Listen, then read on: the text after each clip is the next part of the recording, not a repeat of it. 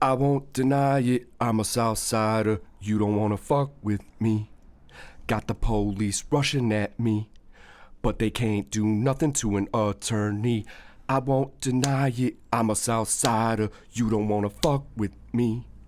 Got the police rushing at me, but they can't do nothing to an attorney.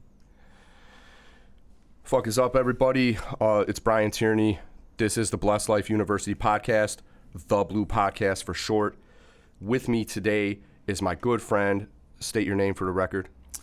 My full name is Luis Antonio Tayahua. Everybody knows me as Owl. Owl in the motherfucking house. Owl, if you don't know him, is the owner of Golden Owl Insurance, hence the nickname Owl, and the owner of Studio 63 Nightclub in Summit, Illinois.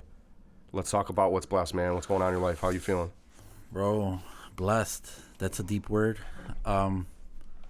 Just being healthy right now, man. I feel like with everything going on, you know what I mean? I think I'm blessed that I'm healthy. I'm blessed that, I'm not sick. I wake up every morning, you know what I mean? And I'm able to do what I need to do because of that.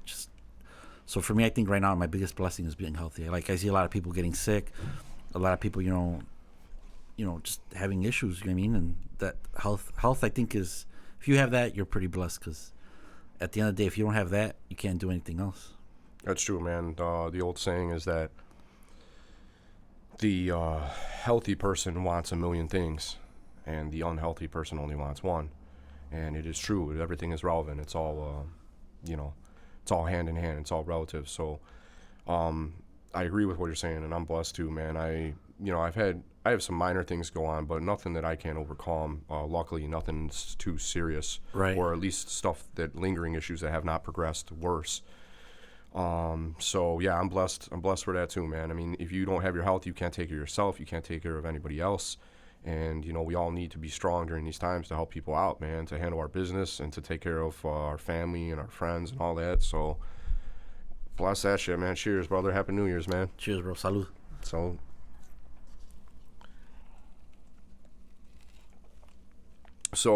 for all the listeners out there, we're in Chicago, Illinois, and goddamn, there's been more ice and it's been worse than I've ever seen. I fell yesterday. I was leaving my mom's house. I freaking closing the door, and I'm fucking putting my foot down, and whoop, fucking goes out, and I was scared as shit, man. I had my knee surgically repaired and my ACL done in 2018, and I could feel this, like, shock, like this little shoot of pain. I'm like, oh my God, it almost happened again. Like, it was like that weird tweaking feeling, and I'm like, thank you, God, for all the good surgeons at Rush fucking Hospital here, Rush Orthopedics. They take care of the Chicago Bulls, the White Sox, the friggin' Blackhawks, the Cubs, all that shit. And so luckily that surgery was good, because otherwise it might have been bad news for your boy, bro. And I am never trying to go through that shit again in my life. Bro, that's one of the, like, I've had I know like a handful of people with the ACL. Yeah. All of them, when they get it, I'm like, man, like that's one thing I really don't want to fucking go through, because I see you're out for what, like a good 6 months or more? Yeah, the crazy part is you get the surgery done and you're like, oh, this is not too bad. Like, I left the hospital. They brought me out on a wheelchair. I'm like, man, I'm a fucking G, dog. Yeah. And I'm like, first day, I get up, sat myself down in the car. My wife drives me home. Friggin' stopped at Walgreens to pick up some scripts that they'd, prescribed. And I live on the second floor, so by the time I get to the top of the stairs, I start sweating. Yeah. And it was hard to get to the top of the stairs. I had my leg in a steel brace. Yeah. And so I get to the top of the stairs and I start sweating. I'm like, oh shit. I'm like, whatever it was they gave me is starting to wear off. Yeah. And that's when the fucking pain began. And I'm a savage, so I had surgery on a Friday and I was doing closings by Monday, but it was not easy. So I was like, couldn't really sleep as well during the fucking weekend, because you try to roll over and it just hurts just to twist your leg, or like if you put any weight on it, you're like, oh my God, it's like, yeah, it's I never thought it was gonna be that bad. Yeah. I had a cousin that got it done, and so every year we used to, one of my cousins, he lives in Mexico now. He used to live in Plano, Illinois. Yeah, Plano, I've been there. We used to ride our bikes from here. So my other cousin, he lives on Moody, right here. Yeah, right over here in the neighborhood. Yeah, we rode our bike one year from Moody, from his house all the way to Plano. And what it is there's a bike trail that hooks up, like all these bike trails like hook up to each other. So bro, we're riding our bikes. He had his ACL surgery, I think, like the year prior. So he was barely getting back, on shape. Bro, we were probably like 40 miles out, and he would just like collapse like on the side of the road. From the ACL shit? Yeah, his knee was just killing him. And because they were injured at the time or already repaired by surgery? It was already repaired. I guess what it is one leg is stronger than the other. Yeah. So what happens is when you're riding a bike, one of your legs is just trying to keep up with the other one. He would get tired. It was funny at the time. It wasn't funny, but you look back at it, it was kind of funny. He would be on the side of the road, and we'd just be standing there, and cars would stop because there's certain parts of that bike path where like you're literally just on a country road, Yeah. And cars would stop. They're like, did you get hit by a car? We're like, no, like he's just rusting. We had to explain everything. Like, and after a while, we're like, you know what, man? Like, let's just call someone, give us a ride to the house already. Like, he's done, bro. Like, we weren't gonna finish it. But I remember like him. I had another buddy. Yeah, but everybody with the ACL, when they have that surgery, it's nothing.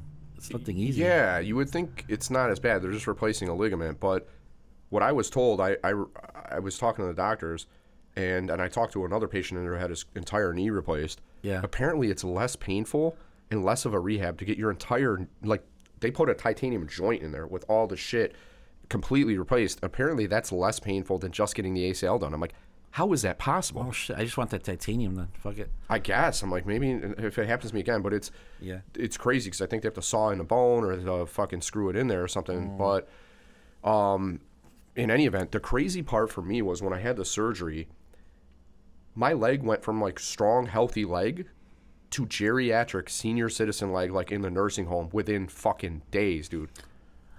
One of my guys, he was in the hospital. Like, he had an infection. He had surgery. He ended up being in a coma for 2 weeks, like an induced coma. That's crazy. So he could bring his body temperature down and all this other stuff. Keep his vitals regulated better. Yeah, and he ends up and dude, it was just 2 weeks. And he's a big guy. He's a big, strong guy. Right now, he's in rehabilitation because he's like, bro, my legs were gone. He goes, I thought, I woke up. I was like, oh, I'm just going to get up. He goes, dude, I got up out of the bed. He goes, my legs start shaking. He goes, I almost fell over. He goes, you feel like Bambi legs. Like you're on the ice fucking like this. Yeah, your body has to move around. Like it, like even though we think we don't, use our muscles a lot sometimes, but our body, like 2 days will take you out. Well, yeah, and I was listening to this doctor on a podcast, and he was saying, even if you get into like elite athletic shape, like you've been working with a personal trainer, you're in the best shape you've been in years or the best shape of your life. Yeah. One injury can erase all those gains within a few weeks. Like, so basically saying as you get older, your body doesn't heal as well. So stay exercising and try to avoid injuries like the plague so that you can stay healthy. Because if you get sidelined, you could be screwed, right? Like if you're trying to stay in shape, which is, exercising is one of the few things we can do to keep ourselves younger and healthier. So you have to do it. And I realize that more and more because most of my job involves sitting, right? In the car, in the office, at a real estate closing, whatever. So I sit a lot. And so I'm trying to stay active without getting injured. That's why, like, with the ice and shit around here, I'm like, Jesus Christ, I hope I don't get hurt. But if I do, I'm going to follow the advice of some of the athletes out there who say, like, for example, if you have a leg injury, be working your upper body while you're sitting down. If you have a lower upper body injury, then, stay in shape with your legs. Don't let your body go completely. Have a good, like, core or foundation, whatever you can work on. Unless you get into a bad car accident or something, your whole body's fucked. But, hopefully that ain't the case, right? Mm-hmm. Yeah, the ice is crazy out there. My dad texts me like random stuff once in a while, like, "Hey, be careful this or be careful that." So yesterday he was like, he's like, "Hey, be careful. It's really icy out there." I was like, "All right, yeah." I'm like, "Okay." I'm like, "Yeah, bad. I got you, dude." I walk out the door. I almost went like sliding through down the stairs. I was like, "Holy shit!" That's what happened to me and my mom's. Yeah. Luckily, it was only like one step because it was coming out of the side door. It was kind of lower. Yeah. But dude, I was scared. I almost fell again today. Luckily, I didn't. Last year I did fall. Was it last year? I think it was last winter. I did fall down a flight of stairs. It was icy. I didn't do it. Just boom, boom, boom, boom. Did it hurt? My ass was sore for a little bit. That was about it. But you know what? It was my side leg. But I don't know. I guess I don't. I tell people this and they don't understand. It sounds probably weird, but I know how to fall because I used to take like self-defense classes and like jujitsu and like all these other things, and what they teach you how to fall, because So you don't get injured while you're falling. yeah. So when you're practicing with people, when I'm practicing to throw you, you know what I mean, you know how to fall when I throw you, or you know what I mean, so you know how to land. So like the times that I have fallen, like I kind of like it's muscle what is that muscle memory. Yeah. So like that kicks in, and I've been able to fall with grace and not hurt myself. But I think that's that's helped me out, bro. I remember one time it was an rep. We were in San Diego, and we were at a club, and you know people are spilling drinks everywhere, all this stuff, and the floor was super slippery. And I fell like we kept on telling the guy like, hey man, like you gotta clean up, you know, someone's gonna fall. Dude, yeah, someone's gonna fall, bro. I was dancing and my feet just went, and I fucking boom, I hit the floor. A lot of weight come down, bro. I hit hard, and like literally like, the girls dancing with it, everybody just like stopped, and they looked at me, and I was just like, fuck, man, like I can't believe I'm the guy that fucking fell at the party. So I get myself up. They're like, are you okay? Like you didn't hit your head? I'm like, no. I'm like, don't worry about it. I'm like, I'm good. And they're like, no, for real, you fell hard. I'm like, no. I'm like fine. Like my back hurts a little bit. I'm like, but I'm good. Like I know how to fall. And they all looked at me like I was weird, and I was like, no, like don't worry about it. Like I'm good, dude. I guarantee you, if I didn't know how to fall, I would have probably busted my head right away, like the first thing. You know what I mean? But yeah, like the next day I woke up a little sore. I sat in a hot tub for maybe like 20 minutes, and that was it. We were good again. I went to go party. You got lucky, bro. Don't be testing your luck at this age. When I go in the studio, I better see that goddamn floor fucking dry as a motherfucker. Yeah, it's dry, bro. We got. If you ever go into studios, you'll notice sometimes, especially when it's packed, we'll have mops. Yeah. It's certain places in the bar, and that's what strategically, so you can just go grab one when you need it. Yep. Dude, you guys are on top of your shit. I've been in there multiple times now. Yeah. There's a dude back by the DJ booth. He's keeping an eye on some shit. Yeah. You know, and friggin', you know, he'll have the mop, or it'll be over there where you need it. Yeah. Yeah, bro. I like being proactive, and when I see stuff that needs corrected right away, I'll do it. And I think like the bar. In the bar business, you have to be like that. You know what I mean, like I've learned in a short time. You've been good at keeping an eye on things. I see you kind of walk the place, keep an eye on shit. Yeah, bro, and maybe it's all the hours of bar rescue that I've watched.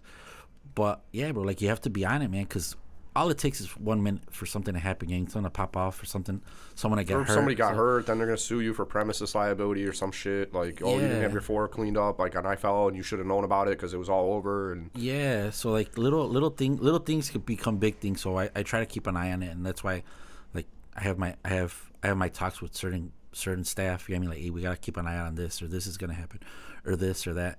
You know what I mean? And they keep an eye on it, and then basically I just have to walk around and make sure that they're doing what they're supposed to be in. Yeah, you keep an eye on the whole operation and make sure everybody's doing what they gotta do. Mm-hmm. Well, you know, the funny thing about falling is, man, I haven't had a real bad fall in a while, but even when I did, pardon me, I remember the last time I fell was before, like, real bad, was before law school. And pardon me for a second. Man, sinuses during this weather. Yeah. But anyway, I came out the house and I was walking out the front, and he had like a pretty good set of stairs. They were concrete too, and they were fairly high, like a little bit higher than where I grew up, and those ones were like 5-6 feet off the ground or something. And uncontrollably, like I had my hand on the railing, and it was there, and then shoop, like a fucking slip inside, and my hand released because the momentum and the weight was so much right away. Yeah. Like knowing how to fall didn't apply there because I had not a second of opportunity to even think about, like, I just got lucky. I went all the way down to the bottom, not too bad, because they were so icy on the stairs that I just slid it past each one. It didn't really hit me that hard, and luckily I didn't hit my head at all. And I got to the bottom, everybody's like, God, they're like, damn, dude, are you all right? And I'm like, dude, surprisingly, somehow, yes. Yeah. But it would happen so close, like, down. Yeah. Over with. No choice in the matter. You know, no time to react or whatever. And luckily, I didn't hurt myself. But, you know, hopefully that continues. And, you know, you get older, you learn some methods, right? You know, like, keep a little bit of fucking salt inside the front door or out by the back door so you can just sprinkle it around before you step out there. Because if you don't, you're asking for disaster. I got home last night from the bar, and I had bought a bunch of salt for the bar, and I had it in the back of the car. And when I get home, dude, like the sidewalk was all ice. The stairs, I was Yeah. like, man, I was like, fuck this. I went back to the car, and I was literally just walking. You did the smart thing, dude. Yeah, and I just walked with the bag of salt in front of me, and I was just salting my way back into the house. And then in the morning, I was just like, I left right now. I was like, oh, thank God, like, yeah, there was no ice anywhere because I put so much salt out. But yeah, That's kind of how it was here today, because I salted yesterday. I got tenants here, and I don't want them falling, and I don't want anybody in my family or myself to fall. I'm here. I'm just talking about, avoiding injuries and all this. But, I got lucky this morning. I got up, and I probably spent like a good half hour or so, and I went through a whole bag of salt just on the one property, like on where I live. Yeah. And, so I was lucky I had that handy. And what I like to do is, like, I'll take a smaller container. Sometimes I'll use my hand. I'll put like a glove on so I'm not freaking getting all that salt on my hands, and I'll just kind of sprinkle it around that way. But I like to take a smaller container so I'm not carrying that big ass heavy thing. Yeah. Or at least maybe get like a little granny card I can bring with me to put that in or some shit. Yeah. Because like those bags are like 30, 40 pounds. Bro, what I used to do is I used to have a rental property, and I used to have a bucket, and I would just pour it in a bucket, and then I had I don't know if you've ever seen them. You use it for like seeds and stuff. It's like a little. It looks like a little bucket you carry in a hand. And it has like a little crank, and it's like throwing stuff out. Yeah. I would just use that thing, like just different methods, or just with a cup. I have one of those at the house, but like, I don't know. I tried it a few times. It just I'm like, fuck it, dude. If I have the little thing, I'll just kind of sprinkle it out. Yeah, that's true, bro. Just faster. Just sometimes it gets clogged, or you're trying to get it all down there, and then it's not huge. You have to refill it pretty quick. I don't know. Yeah. I mean, dude, back in the day, they, the farmers and shit, they just threw it out by hand. Whatever. I'm salted the earth, dog. Yeah. But yeah, man, ice, winter. We've been lucky though. Honestly, we haven't had a cold winter. I mean, last year by October it was I want to say by Halloween it was snowing out. It was actually, yeah. Yeah. So. And we got hit with a good bit of it last year. Somebody was like, "No, we didn't." I'm like, "Dude, we had a shitload of there snow. There was a 3-week period, and this was, I think, a record in Chicago. It was. I know what you're saying. 3-week record where every day there was some snow, and sometimes it would be a lot, yeah, and sometimes it would only be a few inches. But every day for that 3-week period, 3 weeks straight, we were getting snow. That's why we are resilient people here. We're tough. We don't stand for bullshit. Hurry up. Press the accelerator, make the fucking turn, get out of my way. Like, because it takes us so much longer to do everything in Chicago, man, because of the fucking snow. Like last year, they literally were running out of places to put snow. Like, yeah, the piles on the corner and shit were so high you could barely see past them. And the motherfuckers are trying to like look to see if somebody's coming, and they can't see because the snow's piled up. Same thing in the alleys. I had my assistant. She told me last year. She goes, I left my garage to come to work, so I'm driving my car out, and I go this way. She's like, oh shit, there's somebody stuck there. So she like backs in, and she tries to go down the way. Fucking somebody's stuck there too on the other side. Yeah. So she's like, what do I do? She's like, I can't even get out of here. She had to wait. She's like, pardon me for being late, but like I'm blocked in at both sides of the alley. People are stuck in snow because there's so damn much of it. I ain't gonna lie, man. I loved last year because I still had the Jeep at that time. Oh, you're probably laughing at everybody, son. Bro, like, I mean, I would go pick up our friend Ray. I would pick Ray up. Shout out to Ray. Yeah, I'd be like, bro, let's go cruising. Like, it's snowing, it's hard. What that big snowstorm where it was bad out. Yeah. That day, I was like, man, I couldn't wait to just get out there and just play with it. Like, went out, got in there, picked up Ray and Pilsen. We cruised downtown. We cruised everywhere. I dropped him off, and then I purposely took the side roads where I knew there was more snow. Like, it was just fun. Now I don't want no snow. I got a little Honda Fit right now. That's the last thing I want to see, dude. But yeah, I'm driving a Honda too, dog. Honda Club, what the fuck's up? Honda Squad. But yeah, no, man. Just for now, my friend has a nice Lexus. It's a few years older, but I think I'm gonna pick that up. I'm just in the process of making another purchase, so I gotta kind of chill with my credit for now. But yeah. But yeah, no, man. The Hondas they're all right. I think I might get some new tires on mine or whatever. But good car with 4-wheel drive, dude. You can't beat it in the snow, especially here. Plus, you had a lot of ground clearance, so it didn't matter if the snow was like up here. You could just kind of like I like my little cars, dude. Like it's a totally opposite of what I used to have. But I put like I said, I just like you said, I just put new tires on it, and I put tires on it, some good tires on it, and tinted the windows, and that was it. And dude, like gas, I put maybe every 2 weeks. That's pretty good. Mine seems to be surprisingly I have to fill it more than I would think. I'm filling it like once a week, but Really? You drive a lot, don't you? I do. Well, yeah. I mean, leading up to the past few weeks, I started doing some closings in the office where the title insurance company just sends me the documents in the same order that the buyer gets them. Okay. And the reason I was doing that is like right before the new year hit, everybody wants to close. It's end of the month. It's friggin', end of the year, and they're all trying to get their deals closed, and everybody wants to try, I want to be in there for New Year's, So I have to like accommodate that or try. And so I was having a very hard time getting coverage attorneys because normally, like, if I can't be there or if it's like completely Spanish speaking, although I understand Spanish pretty well, I can't sit there and explain all the documents competently yet. But that point will come. Right. My goal is the next 2 years. But in any event, I started doing them on my own because I was like, my assistants were getting stressed out. They're trying to schedule the closings, and they're like, dude, we can't find any coverage attorneys. They're all booked. And I'm like, well, let's make people happy. They want me to do 7 a day. 9 o'clock, 11 o'clock, 12 o'clock, 1 o'clock, 2 o'clock, 3 o'clock. That gives me an hour to verify the numbers are correct. Normally we verify our numbers are correct in advance, but make sure nothing changed or whatever, everything's good, and go over the most important things with them. If I start running out of time, I'm like, look, just sign the rest. Or, if one is running late, hey, start signing them now, and then once I finish up with that one, I'm going to call you back, and we'll go over everything just so you understand the whole process. Right. So I'm trying to make sure people are covered, but it allows me to get shit done and not have to travel as much. So I haven't been driving as much the past few weeks. Mm-hmm. If it's on a day where I only have 1 or 2, if I'm not busy, I'll go. I do like being there. I like socializing just like what we're doing right now. I like to make people laugh and go over the shit and make sure. I like teaching. I like people to know like the process about the taxes and everything and how it all works and how to make their payment and waiting on automatic payments for a certain amount of time so that they don't, if the bank sells a loan to another bank, they don't mess up their credit because they signed up for automatic payments with the first one. The new one thought they weren't paying their bill or whatever. So I like to explain all that shit to them. And that's especially right now. So I've done insurance forever. You know what I mean? Like I did it during I did it before the last Crash? Before the last crash, I did it. Damn, you've been in the game for a while. Yeah, so I did it back then. And then when the crash was coming, like when stuff wasn't making sense to us anymore, like I got out. I started looking for another job. And then I got out, and then when I came back and I opened up the insurance brokerage like 5-6 years ago, everything was normal still. The market wasn't hot, you know what I mean? But then I started seeing it. And then now I feel like I see stuff like that happened back then happening now where the banks none of the banks keep the loans anymore. They're always selling the mortgages. And you have that a lot where the clients like, hey, like my insurance, the bank's telling me that we didn't get that we don't have house insurance. What's going on? I'm like, well, did the bank let us know that that they sold it? Now you have a new bank. That sucks for you. Yeah. Yeah, and I tell them all, and this is my conspiracy theory on it.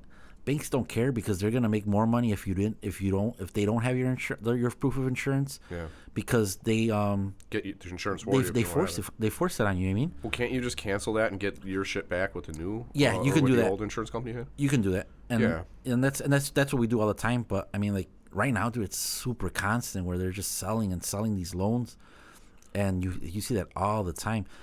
And then I'm more than sure they call, but you have these call centers from India that call people, and they call, and if you don't answer the phone, or if, you know what I mean, like they move on, and you might never hear from them again. Yeah, you never hear from them. So like, I don't like banks, bro. Like banks to me, they're what I don't like about banks is that everything is under they're one of the institutions where they make up the rules. You know what I mean? And sometimes the rules don't make sense. You know what I mean? But they're basically the ones, and I don't think it was like that before. Before, you know what I mean, they would work hand in hand. I would give you my money. You would take care of it. You would make money off my money, and we were all cool. Now it's like I'm gonna take care of money, but I'm gonna charge you to take care of your money, and I'm gonna make money off your money. You know what I mean? Like they don't. It's all about them now. Well, personally, I haven't been in the business as long, but I have been in the game now for. I opened my own office in May 2016. So to 17, 18, 19, 20, 21. Now we're in 22. It'll be, going on 6 years. Yeah. So as of May of 2022. At least I feel that the lending standards are at least legitimate this time. They're more strict. They'll get, most places want to like 620 or 640 or higher, but some will go a little bit lower than that. But it's not like the complete no income, no job, no assets, like ninja loan is what they used to call it. At least it's like people are qualified, although I know there's some trickery going on with like trying to keep insurance costs down so that they can afford the payment and shit like that or whatever. But it is what it is. I feel like at least the lending standards are better. But also part of the reason that it's so tough to deal with these banks is there's a million people who do a million different things. So the division of labor there is like, you got a loan officer, you got a loan processor, you got an underwriter, you got a funder. There's like so many different people that have their hands on it. And the chain of communication, the more people are in the chain, the harder it is to not have a break in the chain of communication. Yeah, that's true. So what I see a lot is like, they're like, oh, I already paid for that in advance. And now they got to get a refund back because they got charged again at closing because the loan officer or the processor, whoever would be responsible to forwarding that to the funder or the underwriter, didn't do it. So it's like the left hand's not talking to the right. They're trying to close a million fucking loans. This whole period during COVID has been insanely busy for the last 2 years. Like, at first everybody was scared. Then the interest rates were really low and people are panicking because of COVID. They didn't like where they were at or they wanted to get into a new place. And there's not enough homes to meet up with the demand. So the prices are high as hell on homes. Home prices are way up. At least the interest rates are still low. But we're seeing a lot of fuckery because they're trying to get banks to perform like they're these superhuman institutions when at the end of the day, behind the scenes, they're all just people like you and me. Like, they have lives and problems outside of that, and they're busy, and there's only 8 hours in the workday for them, right? Or maybe it's longer, but you can't get a hold of them after a certain time. And everybody's stressed, man, because they're expected to do like a million things. And the people who have less to do in the industry are the ones who are kind of like, you're not doing your shit. You're not on top of your shit. Be like, okay, come and shadow me for like a week and see how I handle my shit. Yeah. And then let's talk. And I know for some people that I work with, they're super busy too, so they get it, or they expect a higher level of service because they do so much business, and it's tough. But I do my best. I put systems in place. I have a good staff. I have 3 now, plus my wife helps. So it's kind of like 5 of us total for Team Tyranny. But people don't understand that, man. It's fucking tough, man, to do volume, you know? Whether you're a bank or a shop like me. It is. This year with the insurance office, especially with the bar now, all this other stuff, I've really thought about just making it like a referral boutique business where it would just be referrals. I would literally take off all my marketing stuff down. All the clients that I have would be referral clients, and that's it. I mean, just so I can make sure that I'm giving the service that that the people deserve and should get. You know what I mean, instead of overwhelming myself with business. Yeah. And then maybe add another person to the team, and and then start. You know what I mean, but I feel like some people do take on too much, and it doesn't. It's not good. You know what I mean, it's not good for anybody. No. It's not good because if somebody referred you somebody, then they look bad for referring you that person. That's the challenge of the industry. You're only as good as the last thing you've done for them. Because if you mess up once or something, it's negative feelings linger longer than positive ones. So they remember that, and then they don't want to look bad. And happy clients are good clients because they keep on referring people. So if you mess up, then the other person looks bad, and then you look bad, and you're getting less business. It's tough. But one thing that for you, just kind of particularly, you might be able to do, keep the name, keep the marketing. It's yours. It's your business. Mm-hmm.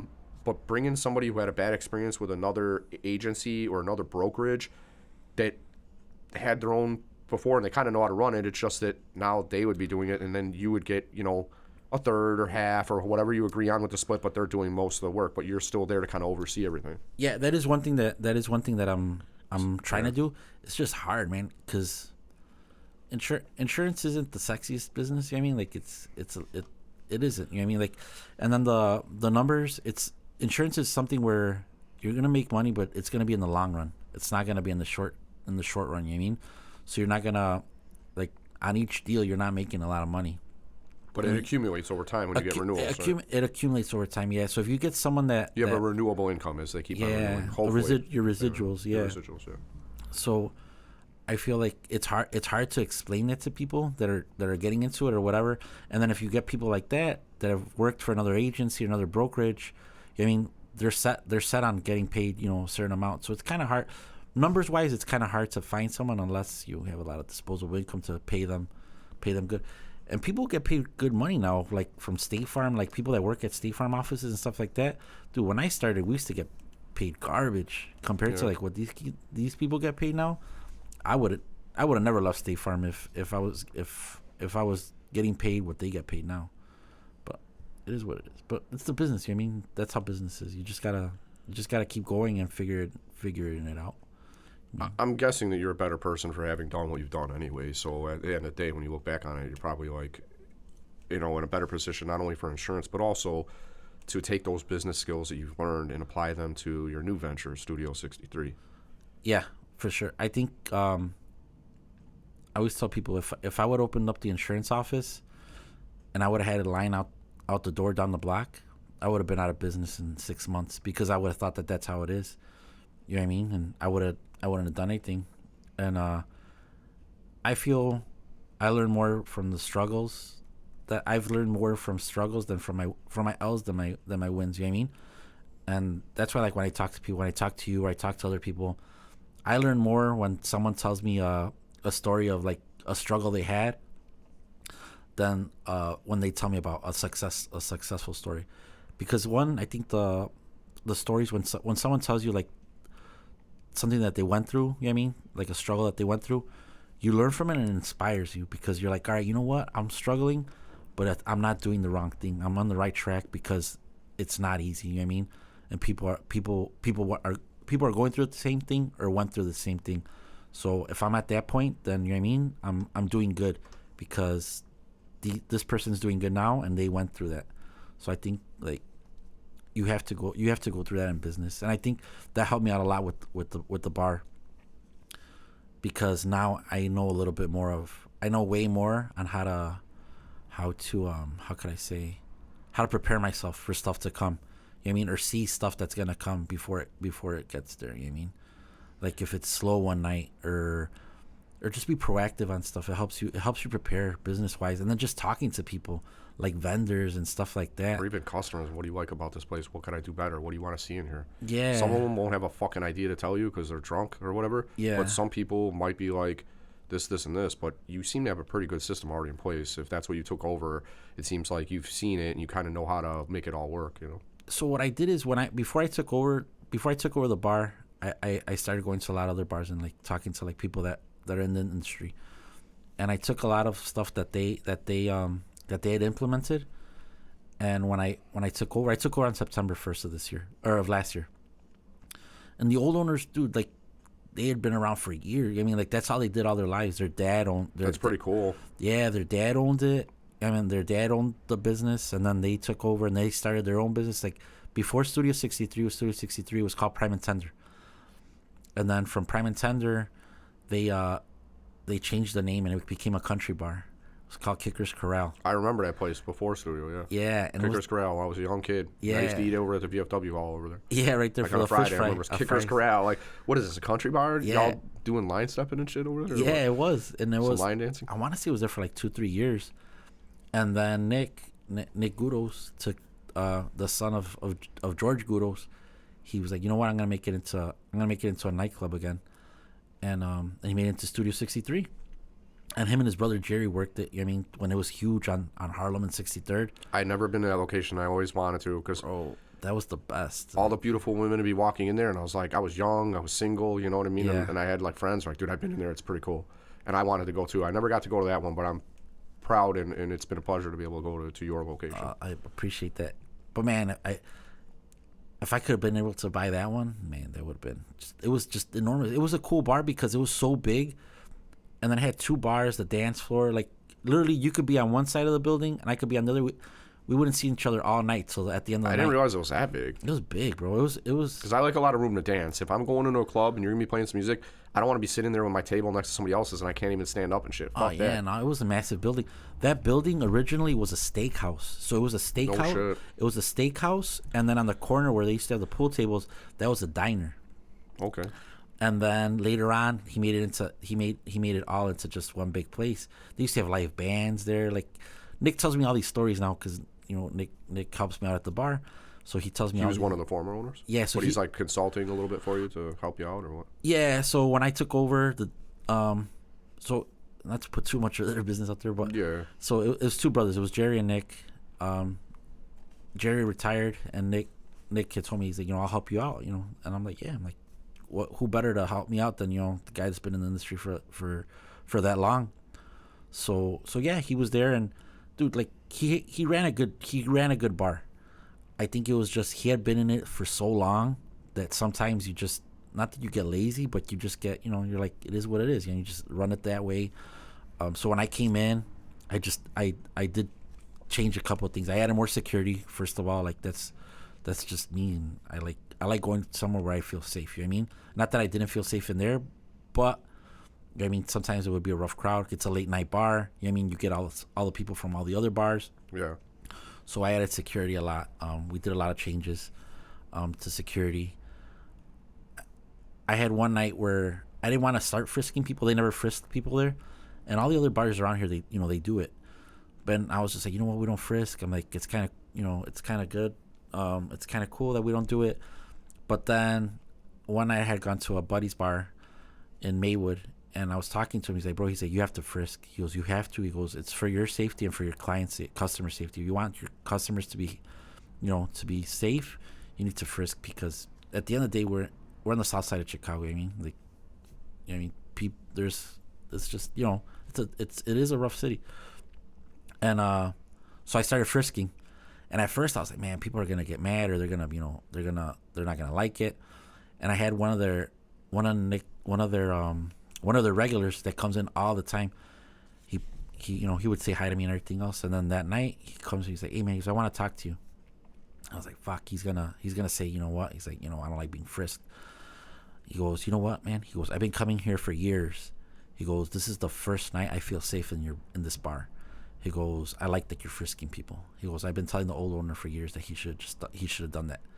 And I was like, all right, cool. Like, you know what? Like, he appreciates that.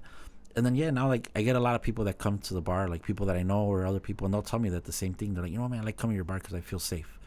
You have a lot of security. They frisk people. You do all this other stuff.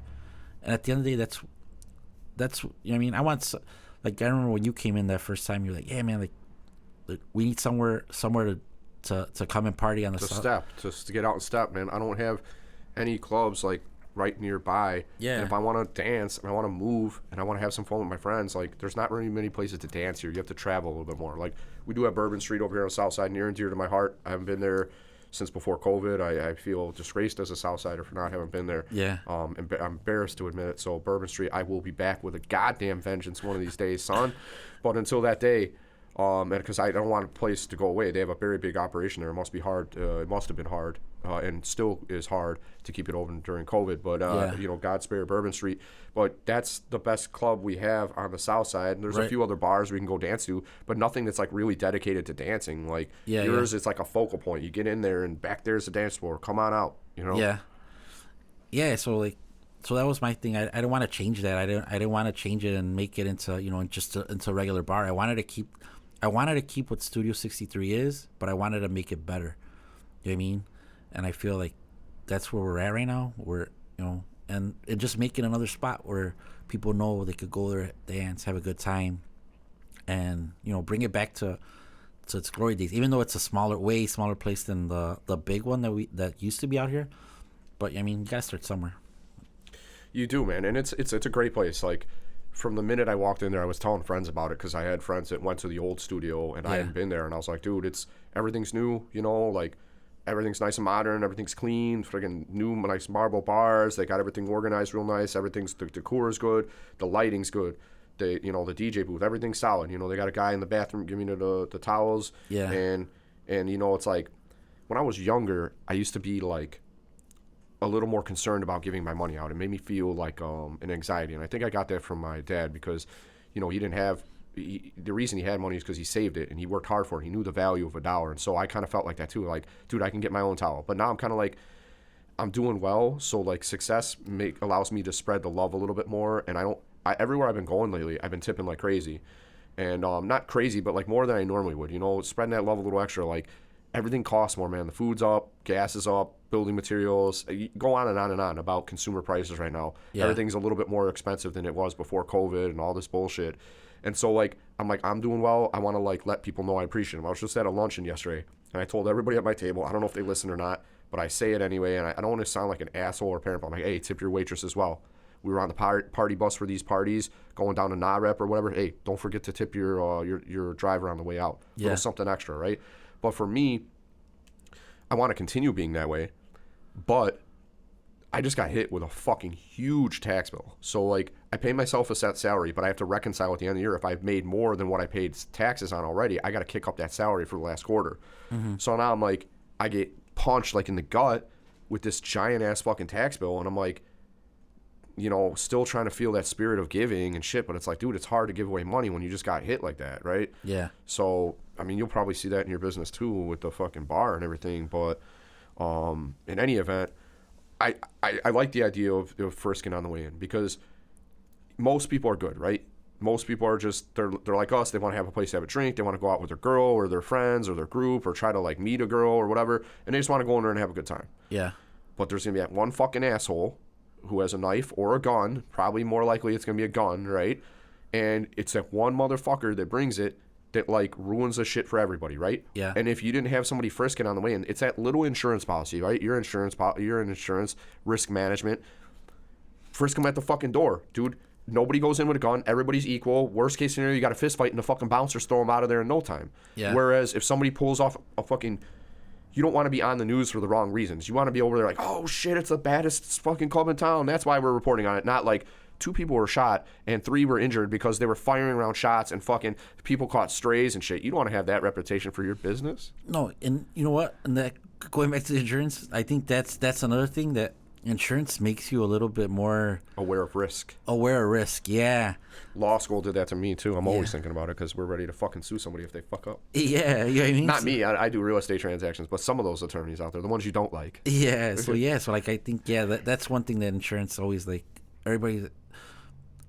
Someone told me the other day, they're like, we're gonna go to the party. Are you gonna be watching everything? Or are you gonna be enjoying the party? I'm like, that's just like, all right. Like I'm gonna go have a good time. Like, I'm not gonna look out for any, like, I'm not gonna be on, you know, like, I'm patrol mode. You know what I mean, just looking for risks. I'm gonna enjoy myself. I'm gonna have a good time.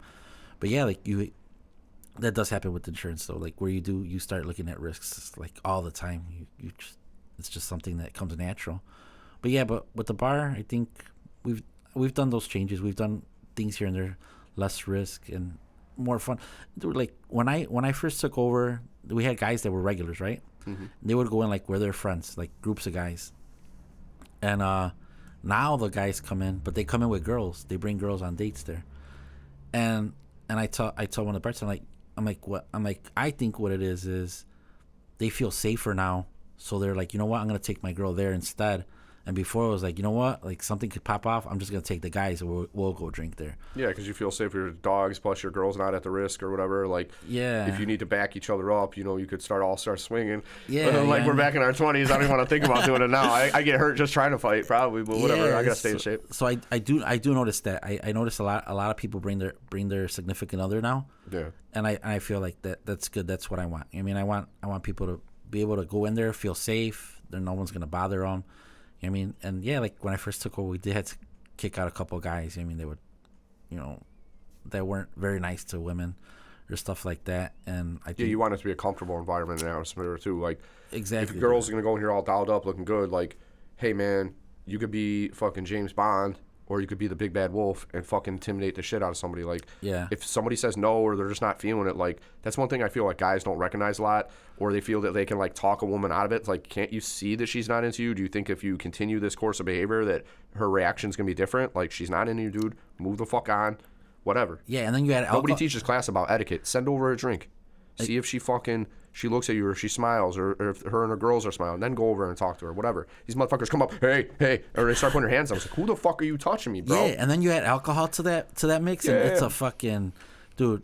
I remember, so the first weekend I took over, I didn't know what I was like. I didn't.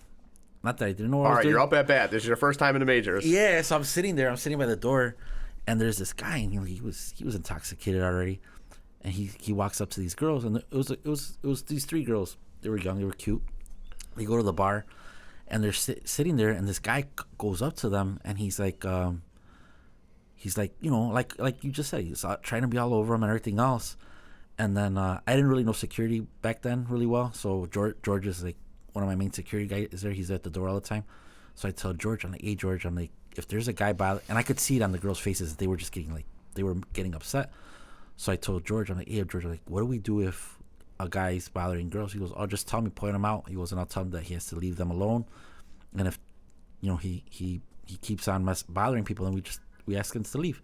I'm like, all right, yeah. I'm like, you know what, that guy over there's bothering those girls. And yeah, George went over there, talked to him, brought him back, sat him down at the end of the bar. You pulled him off to the side. Yeah, that's less embarrassing. And I was hoping that you were going to tell me something like that, because somebody gets even more pissed off if you like embarrass them in front of somebody like that. They'll resent that feeling. They might try to sucker punch you later or some shit. Whereas if you give them an excuse, say, hey, can I talk to you for a minute? Let me have a quick word with you. Yeah. Pull them off to the side and have that conversation, especially when somebody's drunk. Their emotions are all fucking over the place and heightened and all this. I remember, have you ever seen the movie Roadhouse? I have not. I hate to admit that, because I've heard the name a million times, and it's supposed to be a classic, I feel. It's a classic, dude. If you like Patrick Swayze, that's one of his best movies. That movie, everybody says it's cheesy. It's, it's super 80s or 90s. Which I fucking love. But, bro, that movie is super like when he gives it because in the movie he's a bouncer. They call him a cooler, like he's a head bouncer at bars. Yeah. And he explains to the guys, how to treat situations. You know what I mean, in the bar, to diffuse it a little bit. Yeah, to diffuse it and all that calm. stuff. Yeah, bro, that's how it is. You're not supposed to go in there and like I've been to a couple of places. I won't name the names, but I remember like you would go in there and security was just like. They look like they wanted to fight everybody. You know what I mean? They're just trying to be fucking. Someone might have been on roids and they got that fucking rage and shit, and they're like ready to fuck somebody up. I wish somebody would get wrong in here. Yeah. I can't wait to smash them. Yeah, and you're like, bro, like you're just escalating the situation. So yeah, like if we ever have stuff that happens, we pull people to the side, but hey man, I want to talk to you, or hey, this is going on, or hey, I'm gonna have to ask you to leave, and you just be nice. You have to be nice, and then. If they don't want to leave, or if you know what I mean, if they're not going to reason with you, you got a problem then. Yeah, and if they start getting out of line, you're like, and then that's when you call in Tiny and you call in. Hey, send them over here. George is talking to that guy, and this doesn't look like it's going well. Yeah, and then that's when they're surrounded by security and they don't realize it. And then when they realize it, you see it on their face. They're like, oh, like yeah, like I gotta. Okay, I'm gonna de-escalate a little bit because I have two football-sized men in front of me, like NFL players, are ready to fuck me up or throw me out. Yeah, and then that's it, and then George and Tiny, bro, like once they're standing, like it's a wall. You know what I mean? And they just keep walking. They just they don't even put their hands on them. They're just like, hey, man, like we just gotta go, and they're nice about it. We escort people out, and then outside you're like, hey man, like yeah, you just can't come back another night, but just don't. Yeah, and another thing I did change now is I scan everybody's IDs. And we have like you have like a record of it. Does it say who was there that evening? Yeah, so that's probably good too. If you got no problem, you should be all right to let a bar scan your ID. Actually. Yeah, and like you scan, they scan the ID. If we have a situation where like like it was just, we've had a couple of people where like they just don't know how to behave, and now we have their information after we scan their ID. We put it on there, banned from the bar. So if you scan it again in the future, like this person's a banned person. Yeah, and I know. Well, I'm really we're really good with details on it. Like I tell the guys, like if you're gonna ban somebody, put on there what they did. Yeah, so Like I remember last time you were here, or the file says that you fucking punched somebody, or you did this or that. And that's how we keep them out. You know what I mean? And that's how you keep people that that just don't know how to behave out of the bar, and keep them away from everybody that wants to be there, wants to just have a good time. We'll put a pin on it right there, and we'll come right back. All right, bet. All right, we're back at it. When we left off, we were talking about, security at your place at Studio 63 nightclub, Summit, Illinois. Be there. Yeah, security and just having people, feel safe and just having a good time. You know what I mean? Like where. I go to this one bowling alley in Berwyn, and I just like going to drink there. You know what I mean? But because I feel safe, and I tell the guys all the time, the owners, like dude, like I just come in here, I'll literally go sit there, Ryan, and just order a drink, be on my phone, watch TV. Like if I'm at the crib, you know what I mean? But sometimes you just gotta be out. You know what I mean? Instead of just come into contact with, chat with people, interact a little bit. Yeah, but and I feel like, man, like I want that. Like I want people to go to the bar. they want to dance, they could dance. If they want to just sit around, talk. If they want to just sit there and just have a drink. But know that they're not gonna have to worry about anything. You know what I mean? Yeah. And that's what I want. You know what I mean? Well, and also congratulations on some of the private parties you've thrown. Yeah. I know Tony Escarano just had his during this last week, and I I did feel agree. bad that I wasn't there. So shout out to Tony, man. I hope you had a happy birthday. I saw pictures of you and your wife online. You guys look beautiful, and I wanted to be there. Yeah. I know Tony, but I don't know him like well. But Right, I'm right. sure over time I will. Yeah. But I did want to be there, so shout out to him. And I was just exhausted, man. I felt like my immune system was compromised, so I just wanted to take the night off, man, and get a little recovery to get through the rest of the week. Yeah, no, it's that time of the season, dude. Where I mean, all the parties. It's the first week of January, the weather. And I was still everything else. recovering from December, dog. Yeah. I had so many fucking events and parties and closings. I was exhausted by the end of that month. No, you know what? I didn't realize how tired I was till last week when I was still running around doing stuff, and I was just like, dude, like, man, like, I feel like sometimes in business you get so busy that you feel like you're not getting anything done, but it's because you burn yourself out a little bit. You know what I mean? And then you get like that one day where you just get to rest, or you just get to, settle down again, and you're like, man, like that's what it was. I was just burning myself out. Like that's why sometimes if I wake up, if in the morning, like if I know I'm gonna be well, for me, because I open up the office, I mean, and it's not like by appointment stuff. So if I know, if I'd rather get that one extra half hour of sleep in, and instead of getting up, you know what I mean, when the alarm goes off and being tired the rest of the day, because I know It sucks, doesn't it? yeah, it sucks. You know what I mean? And there's only so much coffee you could drink before that shit doesn't even work anymore. And you know what, man? Sometimes when you're really tired and you're drinking that shit, you don't even feel healthy anyway. You're like, that you're getting that one stimulant, but when you don't get the right sleep, dude, your immune system is compromised. And now is a time where we can't afford that with fucking COVID, Exactly, and then you're just giving yourself anxiety, dude. Like, you know what I mean? Like you're just. I feel frail, dude. When I haven't slept right, I feel like I'm more likely to fall. My mood's not as good. I'm just more irritable. And I notice it, so I'm like more aware of it so I can control it, but you still don't feel good, and you're not going to be as nice or as calculated or mindful as you normally are if you have a good night's sleep. I remember one night at the bar, like, dude, I was just tired, man. It was tired. It was one of those nights where everything was just, like, there was just a lot of people that were intoxicated. They were having a good time, but you know what I mean, like, there was a lot of trouble that night. And by the end of the night, like, I was just done. And one of the regulars, he's like, "What's wrong with you today, bro? You just look mad." I'm like, "No, I'm not mad, bro. I'm like, I'm just tired. Like, it's been a long, long day." And I thought to myself, you know what, man? Like, that's the last time I'm gonna come like that tired. If that's what it is, like, I'll have, like, so Nick helps me out a lot. So I'll tell Nick, like, "Hey, man, you know what? Just open up. Like, I'm gonna take a nap before I go in. Like, it's been a long day." Dude, I don't blame you at all. Like, I couldn't imagine going in there and staying until closing without proper sleep and then doing that shit over and over again. Yeah. It's not good for your health, dude. That's why shift workers, police, airline pilots, and doctors, sometimes when they're working third shift, they have higher incidence of heart attack and stroke So I work when for the lack of sleep. I worked for McDonald's for corporate. I worked for them for 7 years, probably like 6-7 years. I worked the night shift. I worked the weekend night shift. So I would work 14 hours. Yeah. 3 days straight as a shift. Yeah, 3 days straight. And dude, like, it was always the night shifts, bro. Those years, like, it was horrible. Like, this is not. That's what pushed me to open up the insurance brokerage. Just to not have to do that kind of shit anymore. Yeah, because I was like, dude, like, this is really good money, but there's no way that I could do this for the rest of my life. Like, I had no life, no social life. Like, during the day, my body was super tired. By the time your body adjusts back to kind of normal, you got to go back to work, and your body's not meant to be up all night. You know what I mean? Dude, it's certainly not, man. And another thing is, like, with the shift work, this motherfucker's about to die. It only runs 5 minutes at a time, so I got to take advantage. Give me a second here for a little fresh air break for a second. Yeah, but yeah, night shift, bro. I don't recommend it to anybody. And the bar isn't that bad now. So we used to have a 4 a.m. license. Stuff happened in Summit with other bars, so they took away all the 4 a.m. licenses. They make it into a 2 a.m. So this was our first weekend as a 2 a.m. license place. I feel like I did get more sleep now compared to when it was 4 a.m.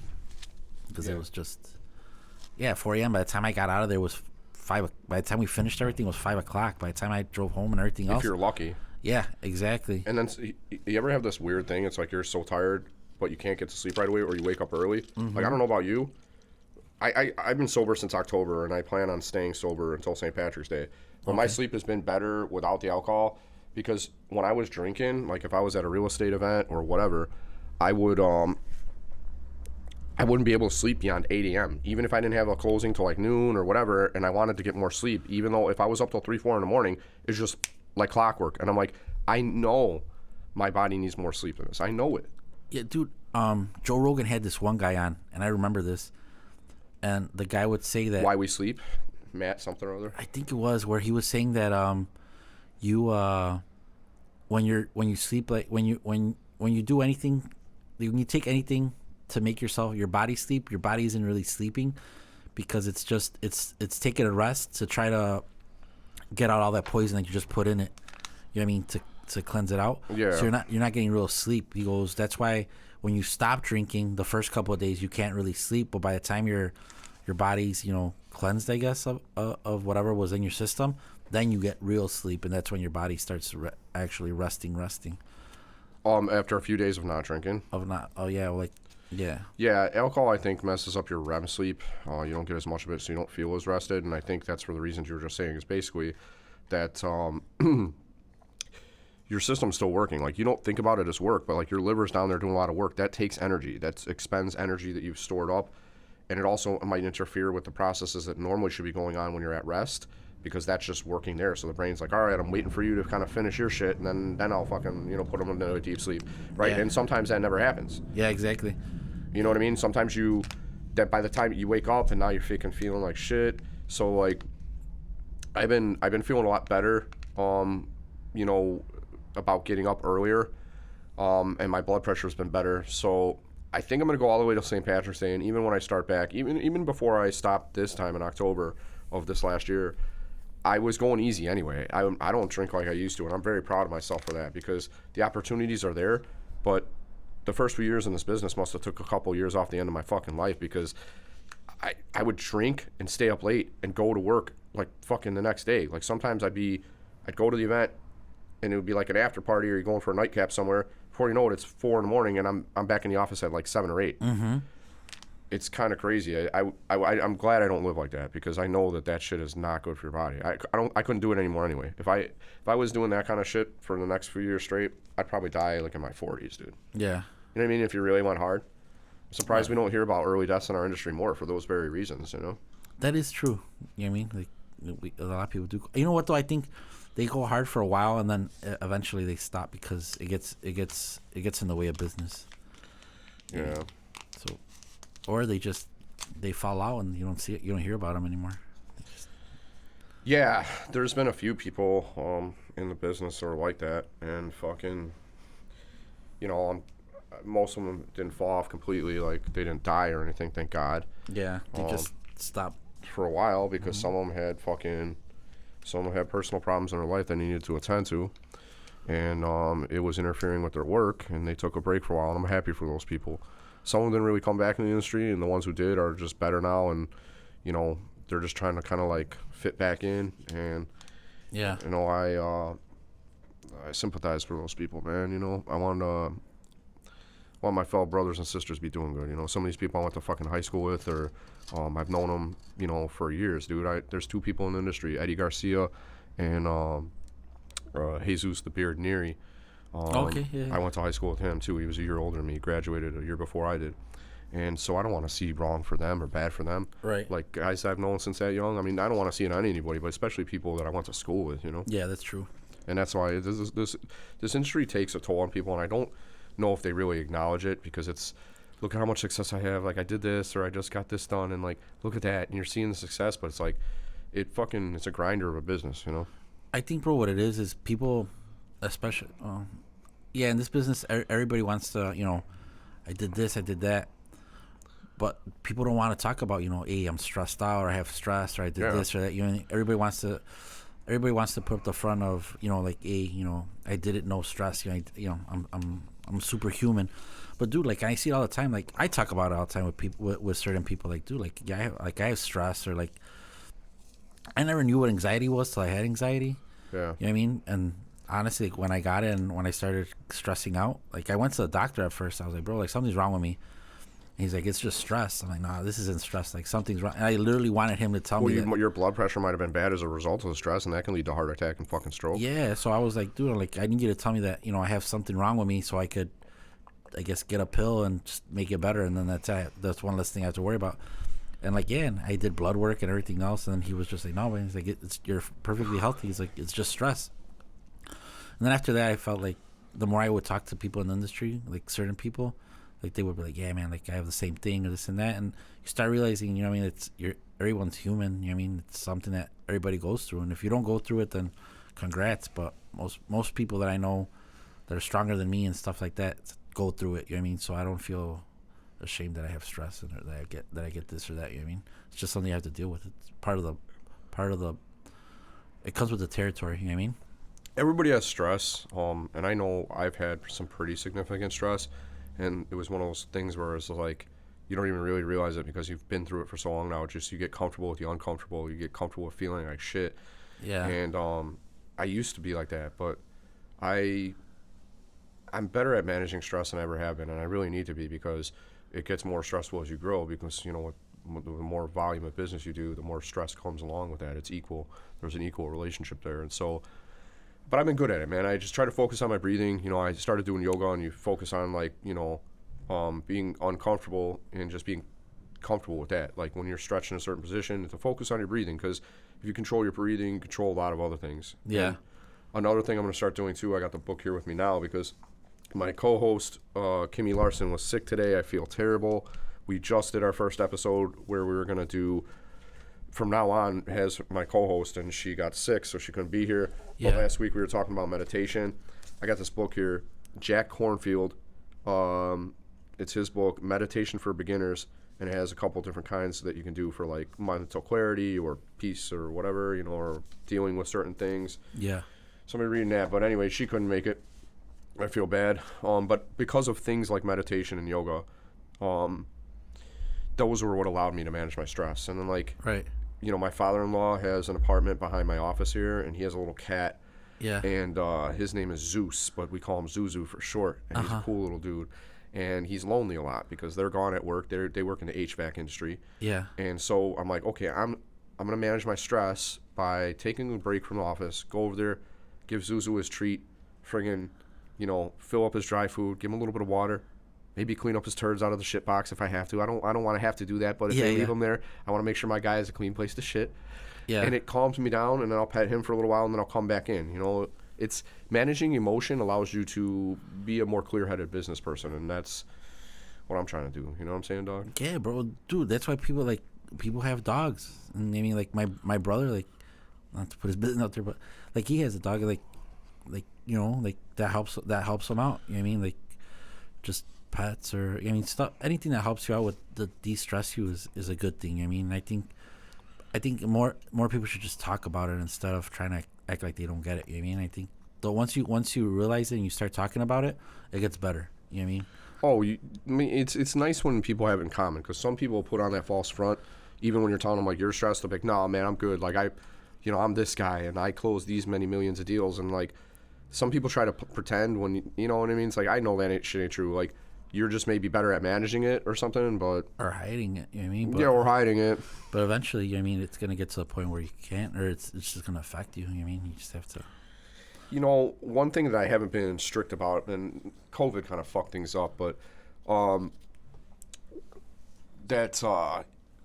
you know Jose Sanchez, he's a home inspector. He's got his own home inspector. Oh, yeah, I mean, I know Jose. We've had some good conversations. He's a good dude.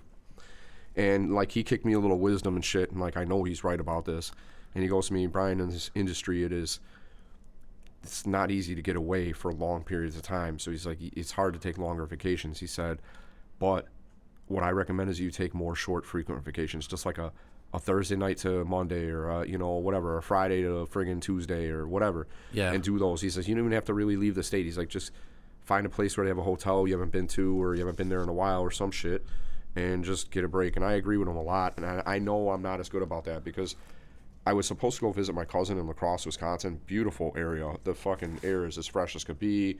They do an Oktoberfest every year. You can go drink some bomb-ass beer with Yeah. some Wisconsin people and shit. And there's just beautiful sights. They got like a big bluff. You go up there and you can see the Mississippi River, and there's an American flag, and you fucking feel proud to be an American and shit. It's just the fresh air is killer. Anyway, Yeah, I was gonna go visit him, and this is a rough time of year to go there because if you think it's cold in Chi-Town, it's real cold here, but they'll show you some real cold up there too. Oh, Like, yeah. your cold is real if you compare it to other cities. Most of those are fucking liberal. You want to see what the conservatives do out in the country? Woo! They get used to that real cold. That shit that comes off the planes, it just blows straight at you like a hurricane of fucking ice air, dude. Holy shit, bro. I used to work with this guy from Minneapolis, and he used to. So he That's lived a in special kind of tough, the Minnesota, Wisconsin cold. Yeah, Ooh. yeah. He lived out there, and he got transferred over here, but he would go out there like on the weekends, and he would go like at least once a month back home. Yeah. And when it was snowing or it was cold here, we'd be like, "Yeah, man, it's cold today or it's snowing." He's like, "Man, this isn't nothing." He goes, "You guys need to go to Minneapolis." He goes, "That's where it's cold."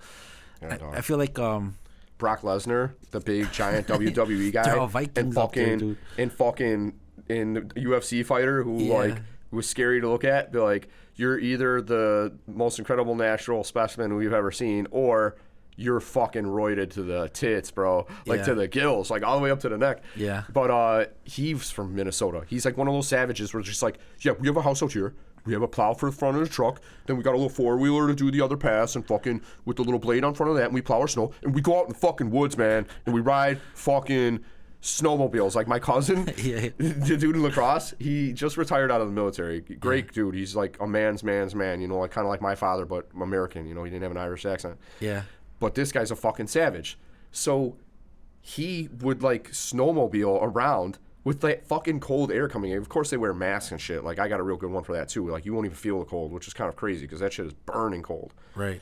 And he'll put like, he's like, oh, I put on, almost 1,000 miles this season on the fucking snowmobile. Like him and the military dudes, they'll get together and there's like miles and miles of trails up Yeah, there. up There's there, it's we have a place beautiful. where we vacation. Yeah. And it used to be a railroad, but they shifted the railroad over. Yeah, so and it's now just it's an just open path. you can use it as snowmobile in the winter and then fucking Bike. in the summer. That's another thing they take really serious in my neck of the woods because this place where we go is way north woods. Maybe I could have you up there someday. Worth the drive. It's like 6.5 hours, depending on how many stops you make. But fucking freshest air you ever breathe and beautiful place. Anyway, they ride around on like four-wheelers and dune buggies, like for the 4th of July and shit. Like everybody's out when there's a big holiday, Memorial Day, they're fucking ready to go. Like Yeah. they've been itching to get them fucking like dune buggies and shit out there, and they ride those trails. Yeah, And they have a good time, man. They also shoot guns out there for fun, which is kind of cool too. yeah, But it's just in a backyard. It's Right, not right. like you have to be in this enclosed area where everybody has their own lane and you all look forward and you don't ever Yeah. people drink some beer and they sit out in the yard and they fucking use a picnic table as like a sniper's booth so they could Yeah. shoot a can of shit that explodes on a fucking lazy boy. That's what we do, man. I'd done that this last summer. It was so much fun. yeah. Anyway, I want to go. Let's go. dude, you should definitely come up there sometime. There's a lot of nice little places to eat, and we go golfing in the woods, dude. And like the deer are walking on the golf course, and you're like, "Hey, little guy, Yeah. how you doing? Watch out, I don't want to hit you." You know. But yeah, it's so nice. But I told you all that to tell you. Don't really recall just about the benefits of getting out of town. Or what? Vacations, little vacations where you just have to go out of town or you just gotta go, dude. And it's true, man. Like I took over when I took over the bar. My plan was to take a vacation at the beginning of the year. That didn't happen. Yeah, But dude, I took one Saturday night off. yeah. I took one Saturday night off. We drove to Michigan, like right out of Detroit, right outside of Detroit. Sounds nice. Took a little road trip. Spent the night out there. Michigan has some nice places to vacation. Yeah, and it was like a little lake house. Dude, spent the night, chilled, came back, bro. Just that one 24 hours really just helped out to just make relax, and just I think there's benefit of doing it frequently though. Like if you only do it once in a while, by that time you're so burnt out that like you need a longer vacation. The problem is this: studies have been done on how long it takes you to mentally adjust to being on vacation, and they say that to be really comfortable, you have to be there for about 4 days till you really feel like you're relaxed, like you're on vacation. So the short trips, if you're going to do them, it'll just give you that refresh where you're looking at a different surroundings. You're not listening to cars go by or any of the fucking loud ass noise we got in the city. Like we go out to a place and that one of my lender friends turned me on to out in friggin' Geneva, Illinois. Okay. Not Wisconsin. Everybody's like, Wisconsin? No, not Wisconsin. There's a Geneva in Illinois. It's only about an hour outside of the city of Chicago. Yeah. Anyway, there's a very nice place there, which I'll tell you about more. I don't want to like give away the secret, but if you Google fucking Geneva, Illinois, you'll probably figure it out. Anyway, it's a great place. There's all these like, there's a bike trail like that leads like, you know, past the hotel, around the Fox River, and fucking every restaurant down there is the bomb. They have like one of those little like main streets like in the smaller towns where it's like all the little mom and pop shops. You got like the fudge store, you got fucking little Italian restaurant tucked in there. Yeah, you can yeah. go get a little hot chocolate, go around with your friends. The type of shit that people from Naperville like to do. You know what I mean? Yeah, like the stuff in this the- is that motherfucking type of place. Yeah, like in the like movie- Dawson's Creek might have been filmed there back in the day or some shit. Like little towns out of the movies. Yeah, that's how it is. But Like- the thing that sucks is to really, really unwind, you would need a longer trip. But we can't do that, dude. Like Dude, the a last- week, 2 weeks is the most I feel you can do in this job. The last long trip I took, I went to Thailand. That's a long trip, dude. Right? Dude, and I went for like 3 weeks. But I'll tell you what, that was probably the best relaxing vacation I've had and that I could remember. Thailand? Thailand. Dude. Did you go with Freddie and them? So we went with Freddie. So Was it just like rock guys or what? no, so it was me. It was my buddy Jose, Yeah. me, Salvador. God bless Sal. Rodriguez. Love him. Yeah, Sal. Shout out Sal. Love Tony him. Escareño came with us. Okay, the birthday boy was out there. Yeah, he was. So when did you guys get back?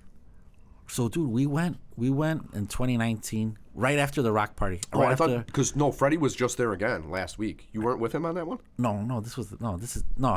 wish I was there.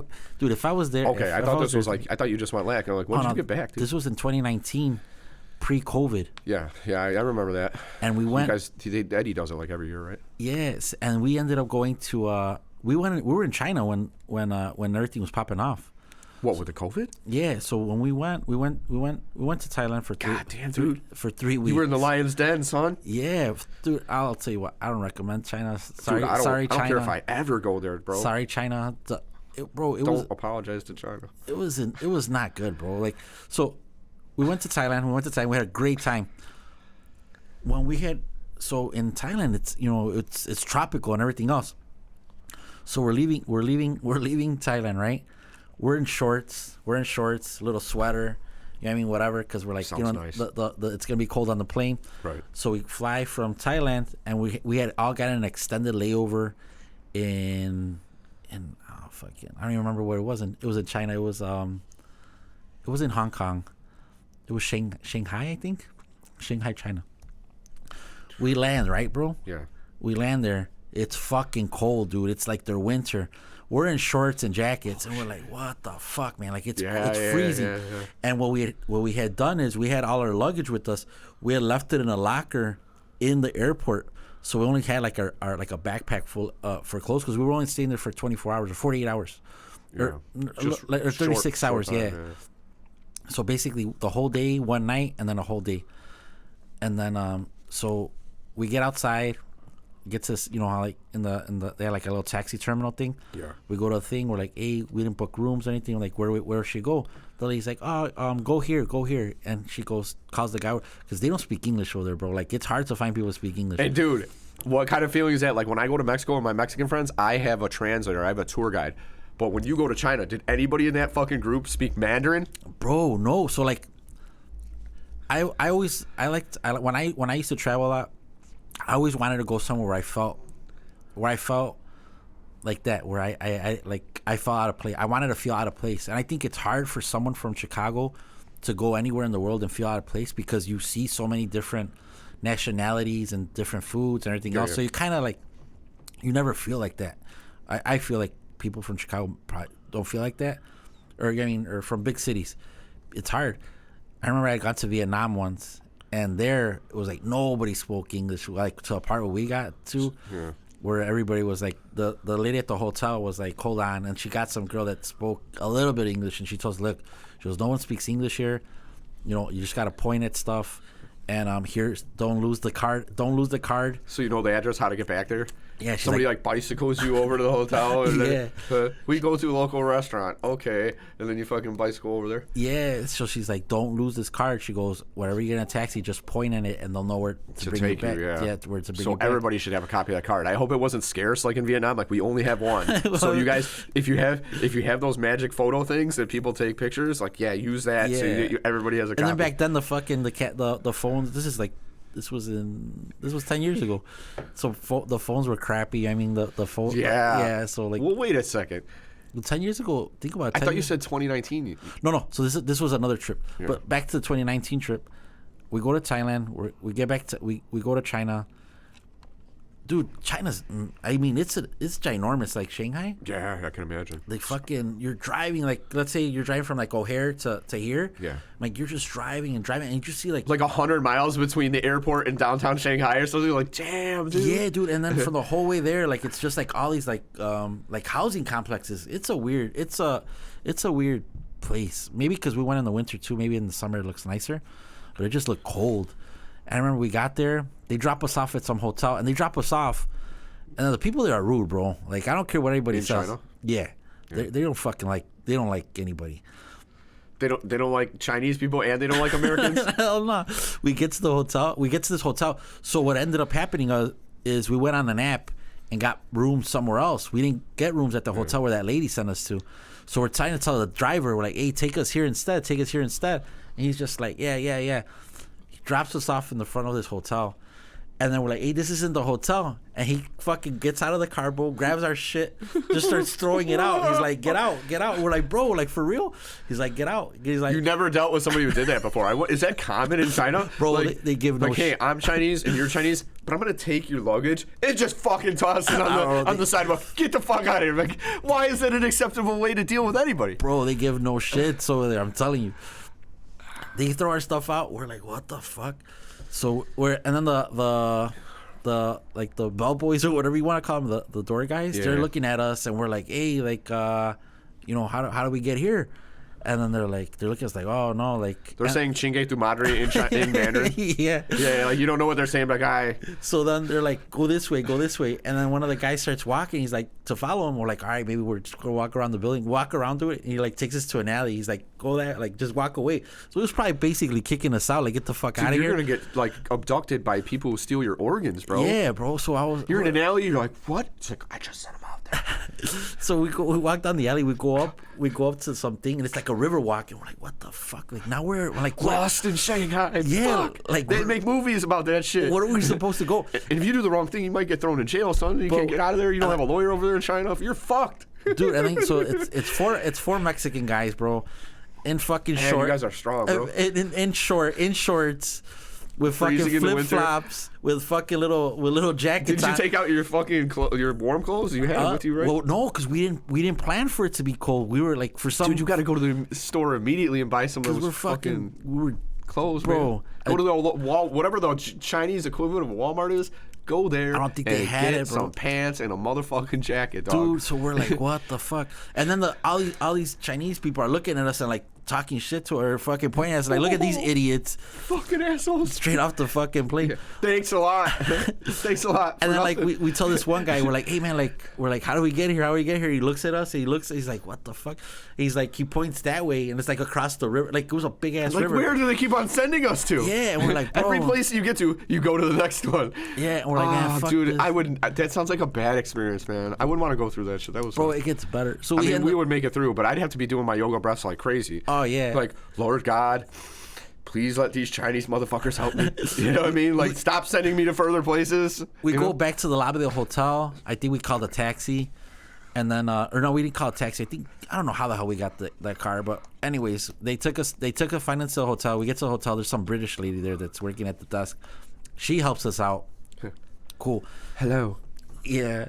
What's your names? Can I take your reservation? And you're all like, finally, someone's thank you, God. Yeah, dude. We go up to our room, we change, we put on something warmer.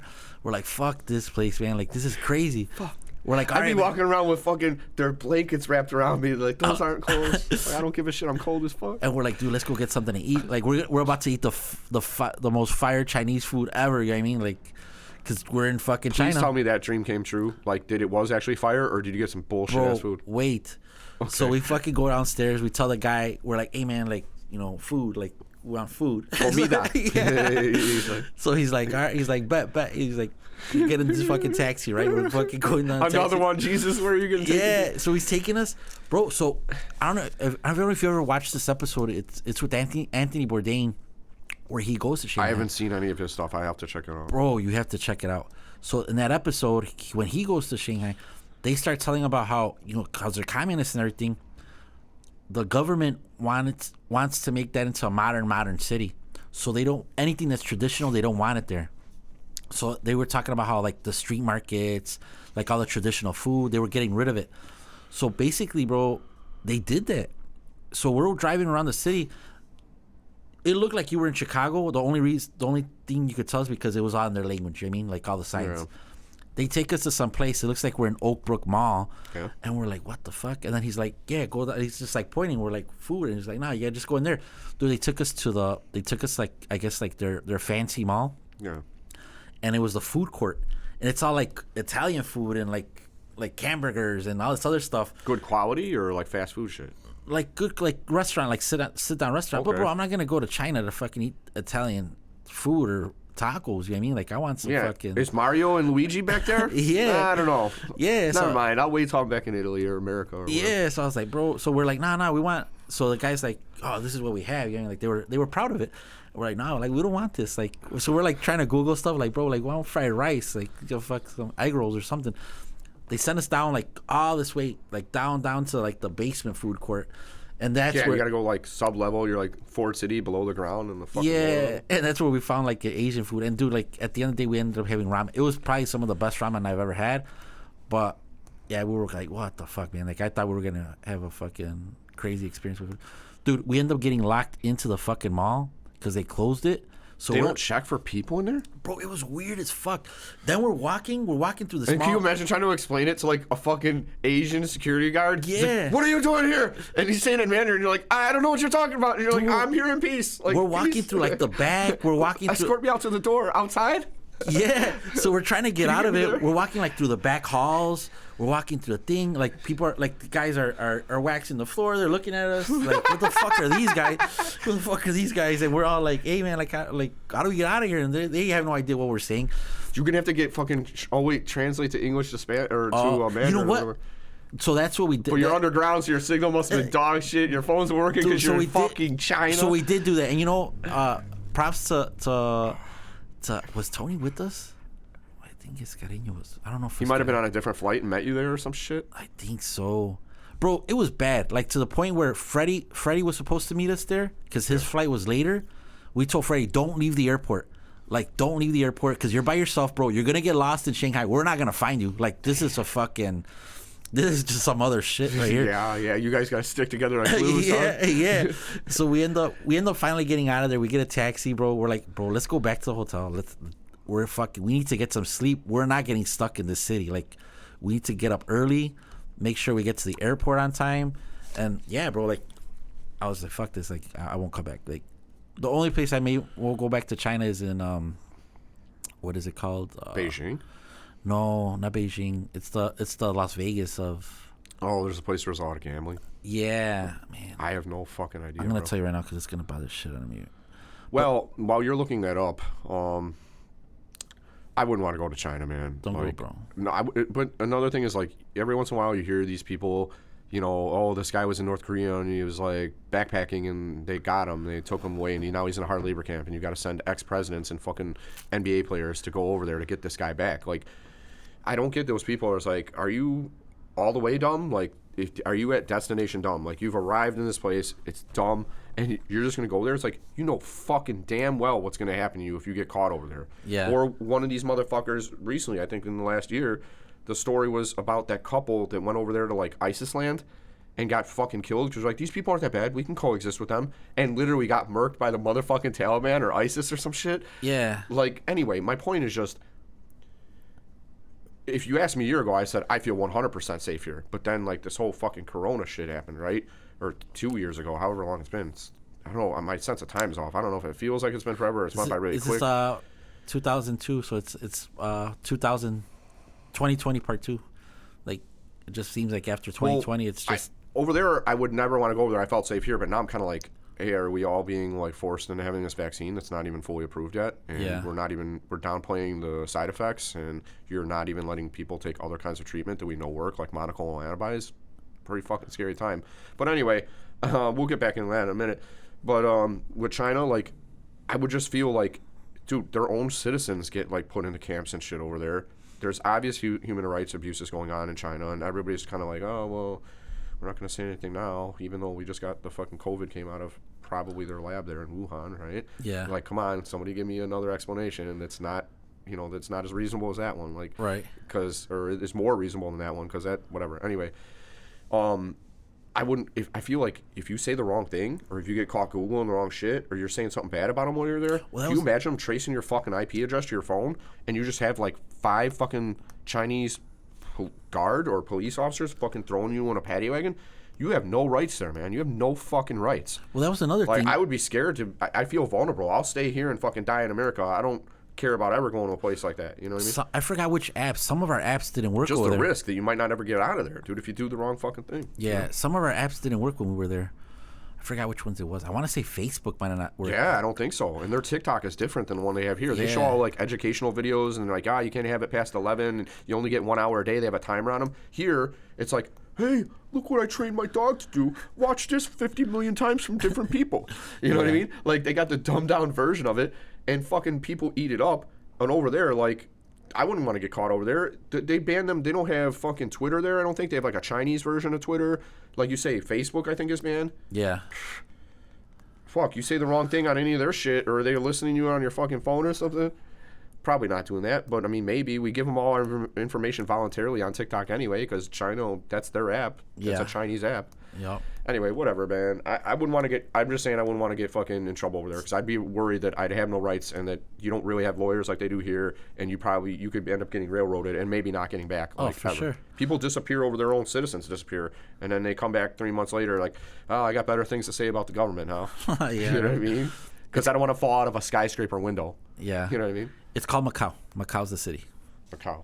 And it's an island right outside of Hong Kong, and it's like they say it's like 4 or 5 times bigger than Las Vegas. Yeah.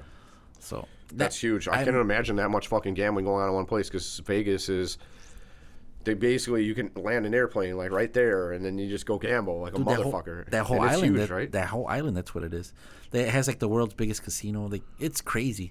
I would go there, but honestly, after all the stuff that happened in Hong Kong, with all the protests and everything, what they're getting cracked down on. Yeah, so I don't even know if Macau's even gonna be Macau anymore, because so Hong Kong wasn't it's part of China, but it's governed by itself. Well, yeah, they try to be an independent nation, which China doesn't like. Yeah, so like that's why they have all those problems, and Macau is part of that. Same thing with Taiwan. Yeah. Tibet. Yeah, so I don't know. But yeah, bro, don't go to China, though. Go to Thailand. Thailand's beautiful. Well, I'll try to get to Thailand one day. I don't know if I'll make it there. What I want to do is with you guys maybe go down to Mexico one day, or go to Costa Rica or some fucking thing, but we'll figure that out another time. I was supposed to go to visit my cousin, that dude in Wisconsin, retired out of the military, and I was just going to go for like 4 or 5 days, like leave Thursday and come back like Tuesday or some shit. And I would be working while I'm there during business hours for the most part, or maybe I would do like a half day, but I didn't get to do that. And my cousin is actually, he's running a 100-kilometer race. I think he just ran it yesterday, I believe. So I got to reach out to him and say hello. But shout out to my cousin Steve for being a motherfucking savage at like 50 years old, running 100K. That's 60 miles. Oh, wow. Yeah. Holy shit. And he went down to Texas to do it. So he was training in Wisconsin, and he met up with a fellow former service member, and they bonded. And my cousin needed that. I think he needed like a passion project. And so they started running together, and they were keeping each other like 2 fucking military buddies, like David Goggins and fucking Jocko Willink or something. Keeping each other fucking accountable, you know? Yeah. Stay hard. And like, they've been running like crazy in the cold, and like not just fucking flat terrain. I think they were doing like hill sprints and shit, and like all that shit around there. I'm like, you guys are savage. He was telling me the elevation level he was at. I'm like, elevation? I'm like, motherfucker, I can barely run 20 minutes right now on a regular treadmill at no elevation. Yeah, like, yeah. Only a fraction of the speed you're going. And he has 2 torn ACLs. Oh shit. He's a glutton for punishment because when I had my ACL torn, the doctor said, you want to get it fixed because I know you might want to, like, it's a pain in the ass surgery. He says, but if you don't have it done, he says, all the other tendons get worn down in the ligaments because they have to compensate for the lack of stability, or they have to now compensate for the fact that you have no ACL. Yeah. He's like, that puts a strain. He's like, eventually you're going to blow your whole fucking knee out, so you really want to get them repaired. Oh, shit. Somehow, my cousin, between Iraq and Afghanistan, had fucking fully ruptured ACLs on both his legs and still runs and shit. His legs are just very strong. Holy cow. But shout out to him. I got to reach out to him. But I wanted to go visit him. Didn't get that in. Mostly because I was planning for the Southwest Realty Board holiday party, which is next. It was, before it was canceled due to COVID concerns, was next Friday, the 14th. So I started an Eventbrite for it, and I didn't make an event, but I posted it a little bit. But I don't. If anybody bought tickets, I'll just refund their money or whatever. But I have to now announce. I announced it to the members who are already members of the Southwest Realty Board, but now I have to announce it to like anybody I mention it to on Facebook and shit and post it. Yeah. And whatever. But in any event, you know, I didn't take that vacation. I don't really get a vacation. I work from different locations. Right. But I was supposed to go visit him and I didn't get it in. So I think maybe more like February now because of that party. I'm like, let me get that out of the way. And I got like a fucking doctor's appointment at the end of January. I'm like, I'll just do it like early February. Go visit him for a few days. Well, like, dude, 2020, that's what I did. 2020, my sister lives in Mexico, and I went there twice, and I just worked from over there.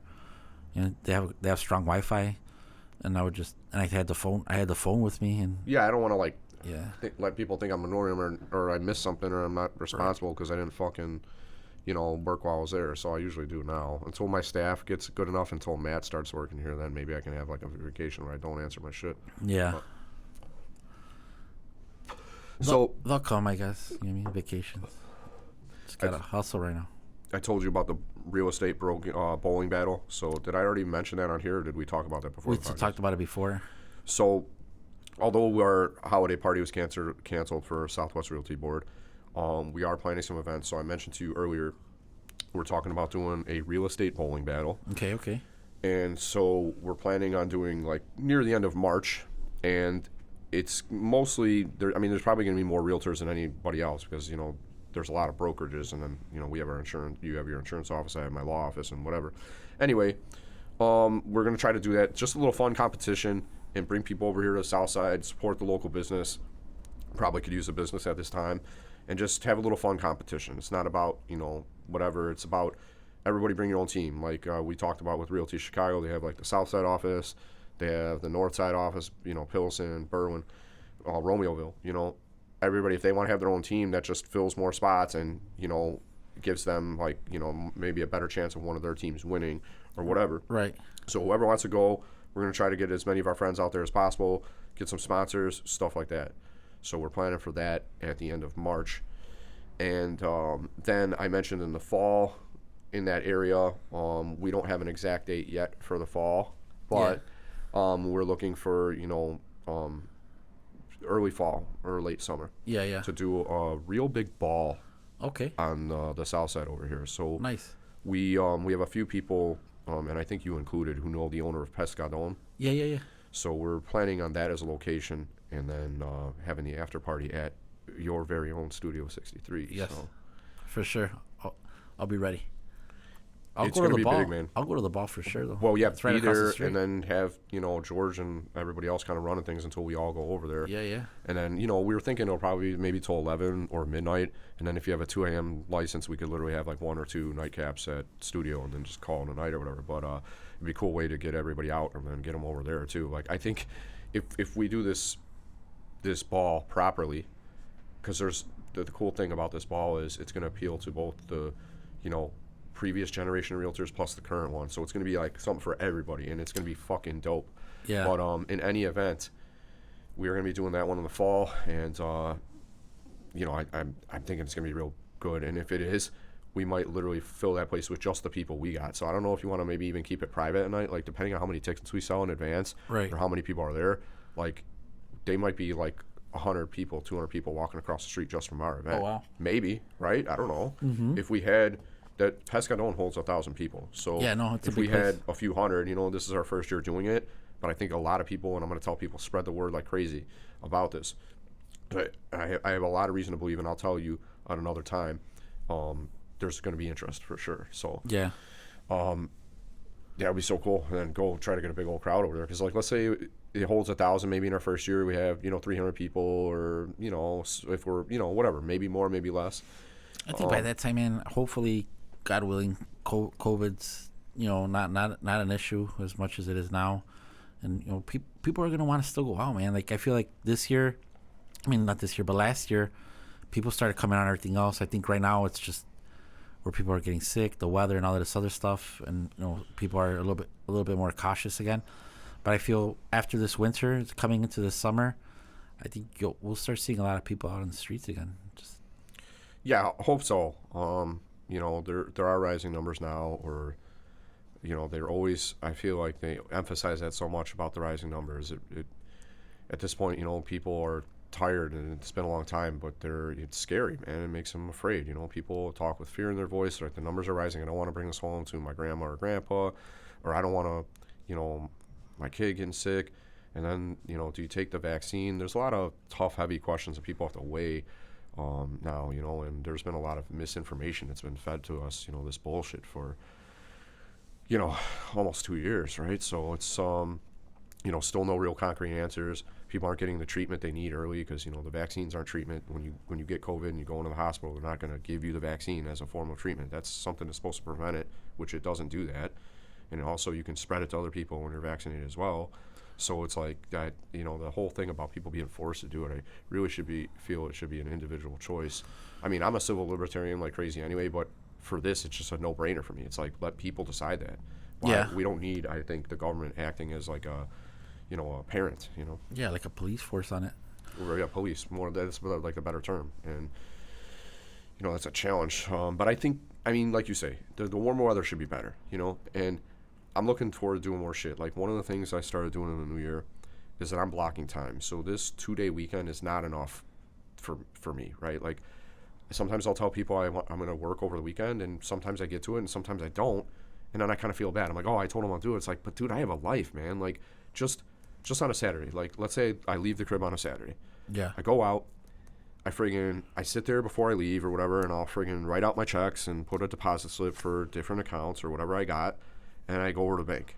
If I'm lucky that they're not shut down because they have like a COVID outbreak at their fucking bank or something, or they're doing deep cleaning or whatever, I can go in there and cash them. So that's like, like a half hour or something, right? Whatever. So there's a half hour. Then maybe I'll shoot over to dry cleaners. Oh, I got to drop this shit off, and maybe I got to get some measurements, and then I got to or I pick some shit up too. And I'm lucky half the time with everything that's going on, I don't walk out with the shit that I already paid for. Yeah. And they're like, sometimes they have to call me, hey, come back. Like, don't forget your shit. I'm like, all right, yeah, you're right. And I would have realized it by the time I got to the car. Maybe. I don't know. But, so there you go. And then you go get a haircut. It's like, Saturday's gone, right? If you need to go to fucking Menards just to grab some shit, you're going to say, oh, yeah, we'll go 20 minutes. Like, you really think you're going to leave, get there within 20 minutes, and do everything you need to do all within 20 minutes? Like, let's be honest. A trip to Menards is like a good hour and a half, depending on how well you manage your time. You could spend 2-3 hours in that motherfucker. Oh, yeah, for sure. My grandfather. You're having a vision. You're looking at all the parts. Like, oh, I could have that garage door. Yeah. That would look good on the house. That's what my grandfather used to like to do. He used to just go to Menards all day and just walk around and just look at stuff. And I remember when I used to be off during the week when I used to work, and he'd be like, want to take me to Menards? Or I'm like, you want to go to Menards? He's like, yeah, I'll go to Menards. And he would go with me, and I would go buy whatever I had to buy, look at whatever I want to look. And I already knew where to go find them. Like, he would be at certain sections, certain tools that he just wanted to stare at. And, he would always look at windows. That was his thing. He's like, oh, I'm gonna put a new window in the house.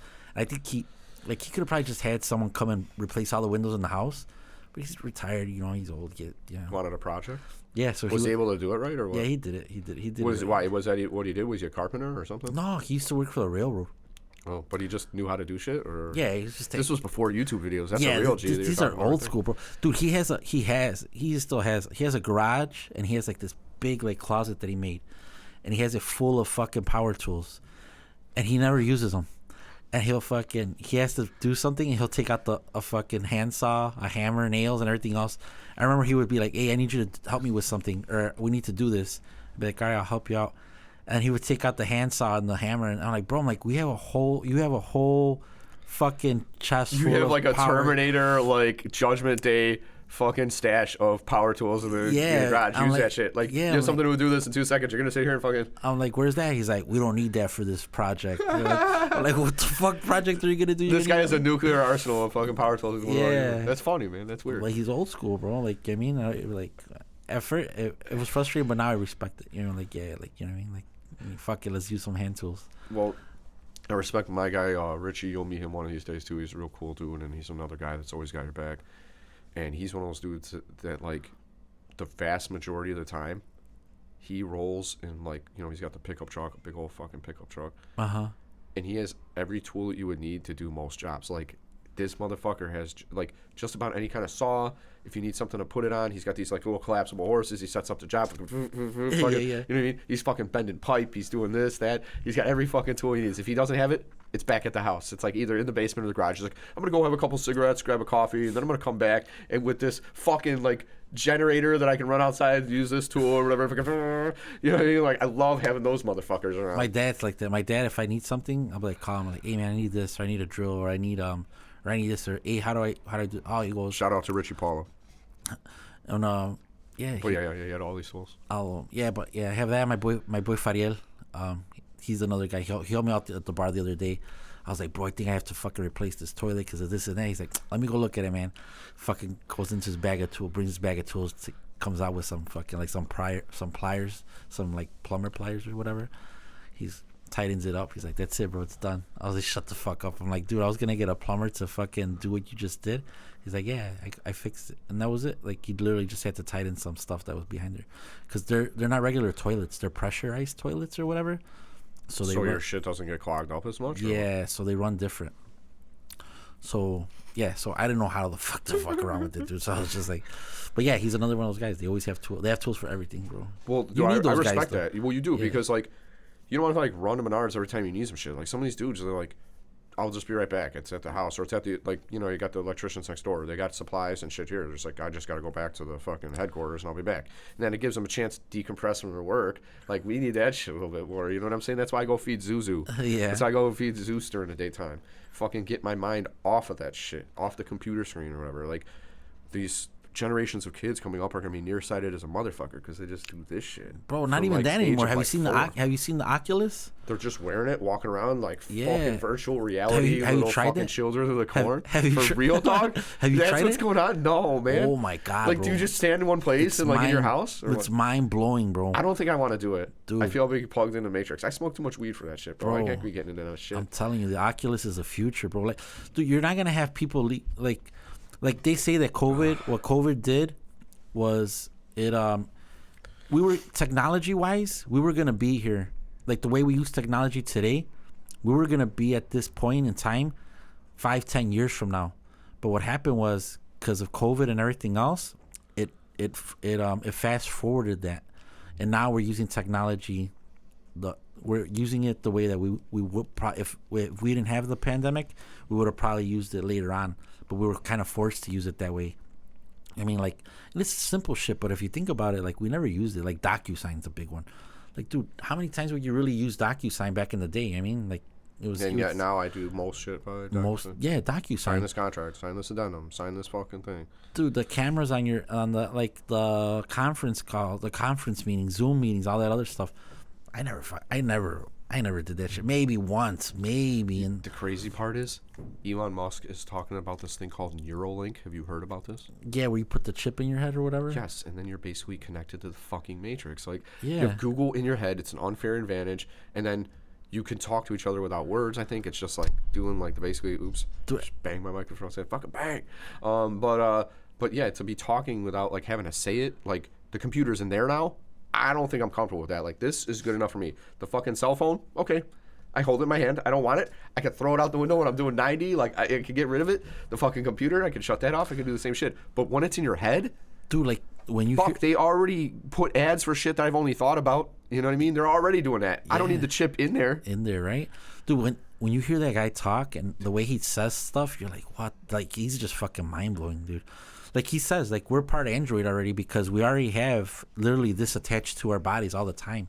You know what I mean? So this is another extension. Like, we're already fucking. I feel like I have more power over it though, because and I agree with you what I'm saying, because this shit here is fucking drugs, but it doesn't have a warning label on it.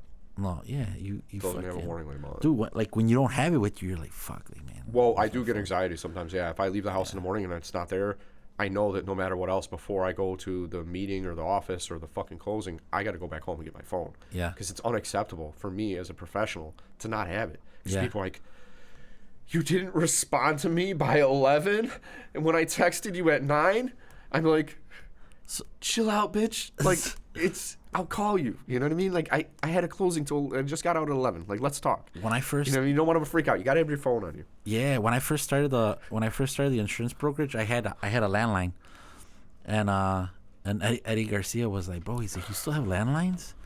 And then I go, yeah. He's like, bro, get another cell phone for your business. I'm like, no. I'm like, you need a landline. He's like, nah, bro. He goes, get a cell phone. He goes, that way you could always answer it. You know what I mean? But he's a realtor, and realtors, they get calls, all the time. They got to be on it because they're probably on calls right now. It's 8 o'clock. Yeah, for sure. Which is not too bad. Like, this is early for them. They might be on calls at like 11. Yeah, because open should house. you be sleeping, motherfucker? Like, or getting ready to sleep at 11? Yeah, I mean, like they get offers or open houses or shit like that. You know what I mean? So, but I was just like, nah, bro. Like, I'm not gonna do it.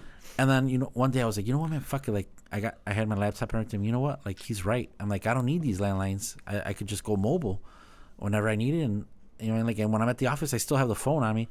And I went and I got that. I got rid of the landlines and I transferred that phone number into a cell phone. But yeah, now it's like I feel like I have to answer it all the time. You know what I mean? But I think that's a disservice. Well, in certain businesses, I think it's a disservice because you get your customers used to different hours instead of. Well, they have higher expectations, and if you go back, they don't let you go below that. They feel like once they get it, it's like you always have to be available at those times. Like, I did that one time just because I didn't have time to talk to you on Friday. That's the only reason I called you on Saturday. Like, this is not going to be like, let's spend our weekend on the phone together just talking business all weekend. So for a while, like, I would call on they would call me like, dude, 8 o'clock, 9 o'clock, and I would answer it because I would be at the office working. Yeah. And they fucking, let's see what they want. But then I noticed people wouldn't call during the day anymore. They would call. They wouldn't at call their convenience when they're off of work. They wouldn't take the time when it was, I'm working now, you're working now. One of us has to give, right? Could you take a break or on your lunch break, take a little time to just fucking, can we talk then? It's like, no, they'd rather call you at 8, 9 o'clock. Because, I went home, fed the family, and now I want to talk to you. It's like, well, I did the same thing, and I want to watch Netflix or go to fucking bed or read a book or something. Or catch up on paperwork. Yeah, whatever.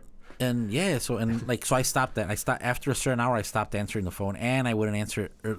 Like, bro, there's some people at 7 a.m. they're calling. I'm like, bro, like, there's no. I haven't even showered yet, dog. There's no insurance office out here answering the call at 7 a.m. other than call centers, and they're not gonna. But if there is, then just fucking go with them. Man. Yeah, exactly. Like, if there's some poor sucker out there, like earlier than 8 a.m. in the office, like, hello, good morning, let's talk insurance. If there's that office out there, go with those cheery motherfuckers. You know That's what I mean? why, like, that State Farm commercial, the Jake, the one where he's calling the guy like in the middle of the night. What are you wearing, Jake? State Farm. Yeah, I'm like, bro, like, fucking Jake. Now everybody expects everybody that works in insurance to, answer at 3 in the morning. Yeah. Hi, you've reached like the insurance cocaine hotline because that's the only way I can stay awake. I'm just blasting it all night long. Like, let's talk insurance. Yeah. They got these Wolf of Wall Street expectations, these motherfuckers. Yeah, technology's a motherfucker though. It makes it easier, but everybody expects more. Yeah. Yeah, man. This is close enough. I don't need a fucking chip in my head, man. I don't. Like, and here's what I was thinking, because you mentioned like getting rid of landlines. We did have landlines. There was a great setup for a while, and we just really haven't been using them because when COVID hit, one of the girls would take the phone home, and all the calls that were for the landlines would just get forwarded to our cell phone. But now, like, one of my assistants, she was like, helping me out and like texting from her personal phone, but it's like no longer a personal phone anymore because it's now become a business phone. So what I'm probably going to do is just get another cell phone for the firm, get rid of the landlines, and just that's going to be how that goes. Yeah, it works. Because the cell phones, I don't mind if they leave them here. Like, when we're not in business hours, we have our auto email thing up, and, like, I work over the weekend, so like some of my clients or my realtors, I'll chat with them on the weekend. If I'm sometimes I can answer their question just while I'm driving. If it's something more serious where I need to do like paperwork or something, I'll take a note down and do it at the office later or whatever. Anyway, I'm available, but my staff, like, they have lives that they need to focus on outside of this, and like, it's my business. They don't, it's not the same for them. Like, Right. they need to go home and get away from this. So like, I'm not paying them to work over the weekend, but they get messages and shit, and it's just the phone's here, and we'll get them when we get back on Monday. And we tell them that too. We let them know.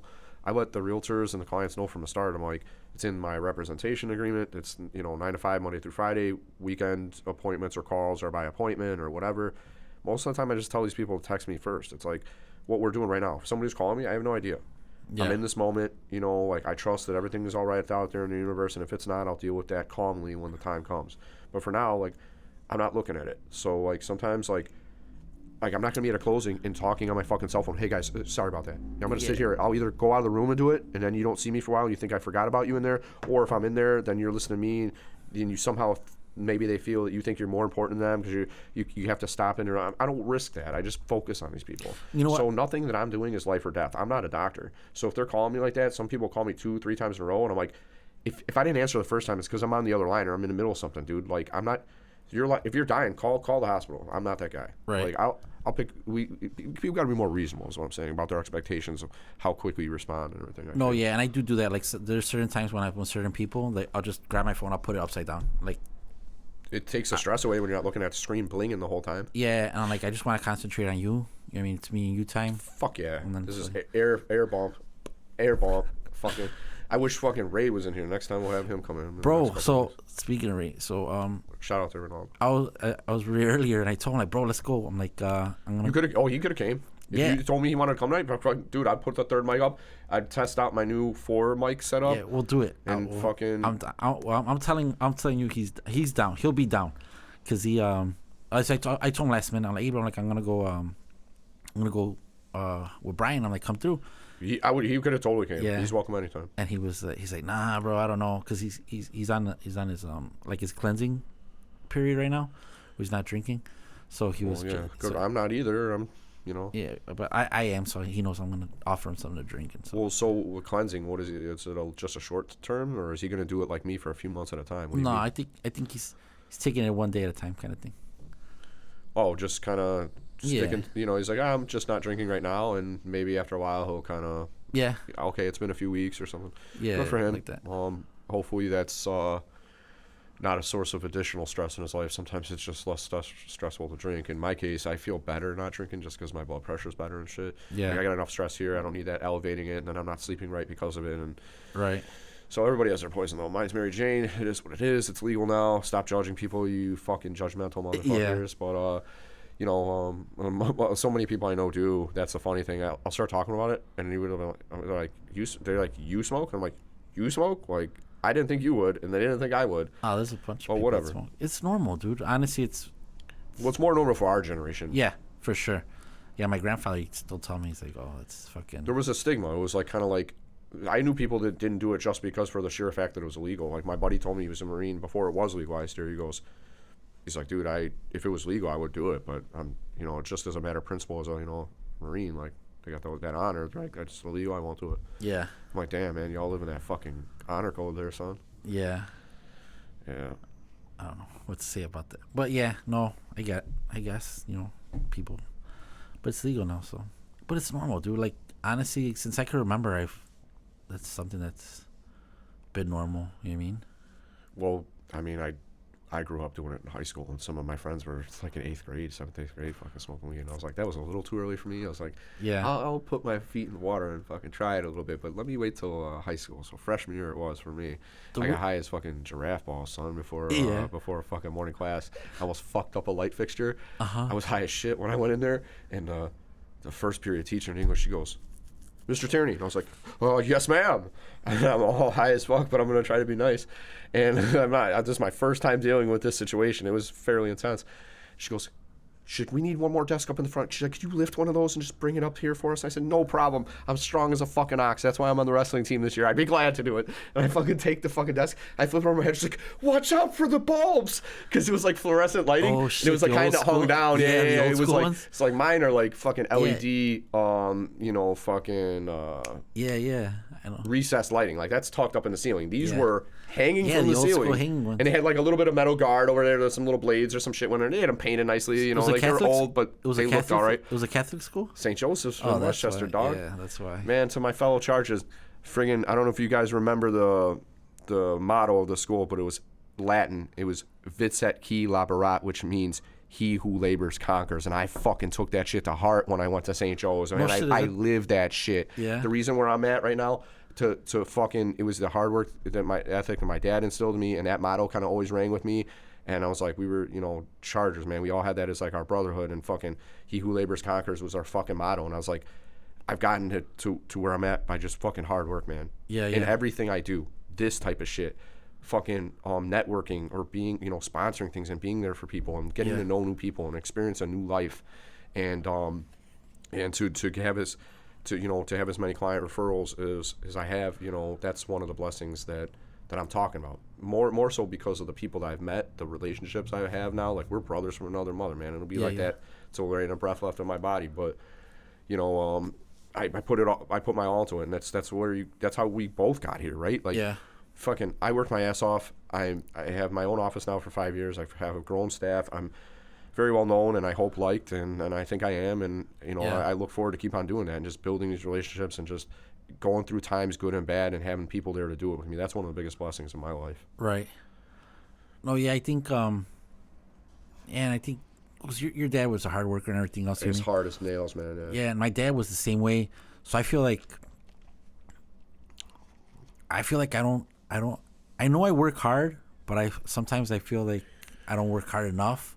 You know what I mean? I think it's just that, because I would see how hard he would work or whatever. Yeah. So like that was like and I would see him, my grandfather, and all them. You know, like they were like your dad. You know, I mean, they were here from another country. All they knew was how to work. I mean, like that's they didn't know how not to work. My dad used to work while he was on vacation on the house. He'd be fixing it up, and I was like, I thought you were gonna come here and like sit down and breathe and maybe go fishing or come golfing with me or something. Yeah, I know. Like that's just them. Like that's how they came from that.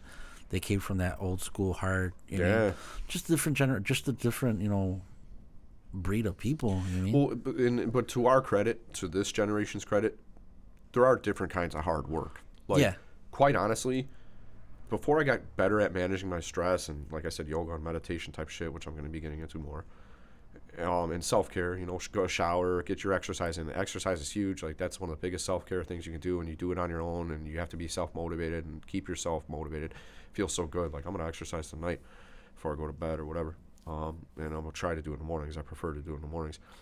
But, yeah, taking care of yourself and fucking, you know, I don't know. Where were we going with that? I have no idea. But I was trying to say that, you know, like, I think that's what helps us out, and I think that's what motivates us and probably makes us work harder than other people, just because we just that's what we know. You know what I mean? Yeah. Well, there's mental exhaustion. That's where I was going with that. Is like, I think some days I'd rather be physically exhausted than mentally exhausted. Like, I used to work in physical jobs, and it was like, at least I felt like healthier. Like, I got up and I moved around, my body felt stronger. Now I feel like my body's going to waste, but I'm mentally exhausted by the time I get home. Like, I used to be able to stay up late and work longer, and like at some point I just feel like fried, and I'm like, I don't want to even look at it anymore. I just need to relax and get some sleep. That's true. Like, yeah, like that's because I've been doing this for years straight now. It's been a grind. Yeah, that is the big thing, where you have to know when your brain is fried for the day, just fuck it, just leave the work there. It's gonna be productive. There. It's gonna be there when you get there in the morning, and it's not productive. Exactly, you're not doing it. You're doing it begrudgingly. You're tired. You feel like shit. And you're trying to like get it through, and you're just like, ugh. That's how you make mistakes. Sleep and try to get up early or some shit. Yeah. That's what I try to do. It's hard for me to get up early with the sleep apnea, but I try. You know. Yeah. Sometimes I get up at like 6 and get a good start to my day. Yeah. Hate having to work that early, but ugh.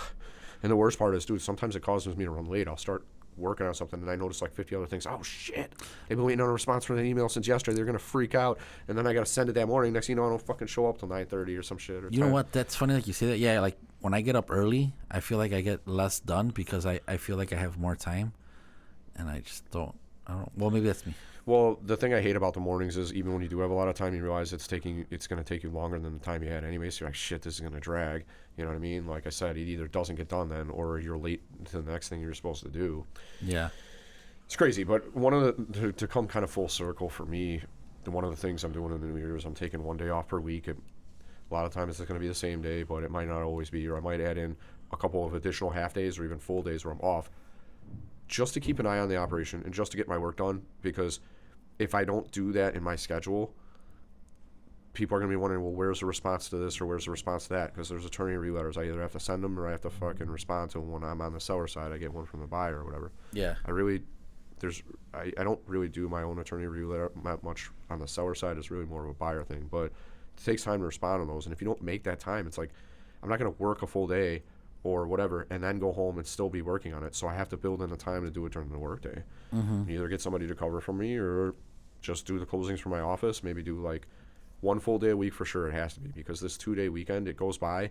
And like I said earlier, you know, I might have said I'll do something and it doesn't get done, or I just outright tell them it's going to be till next week. But then Monday comes, if I'm booked for closings all day, then it gets kicked in the next day. You know? Try to do yoga class on a Monday night. They're kind of off with COVID now or whatever, but because there's a little scare or whatever. And, you know, and just relax and whatever. So I if I build the time into my day where I'm either getting coverage attorney to do it or doing half day from the office with the closings, I'll be getting more done, man. I just need, you got to make more time when it runs out, when you have your hands fully full between personal life and business life.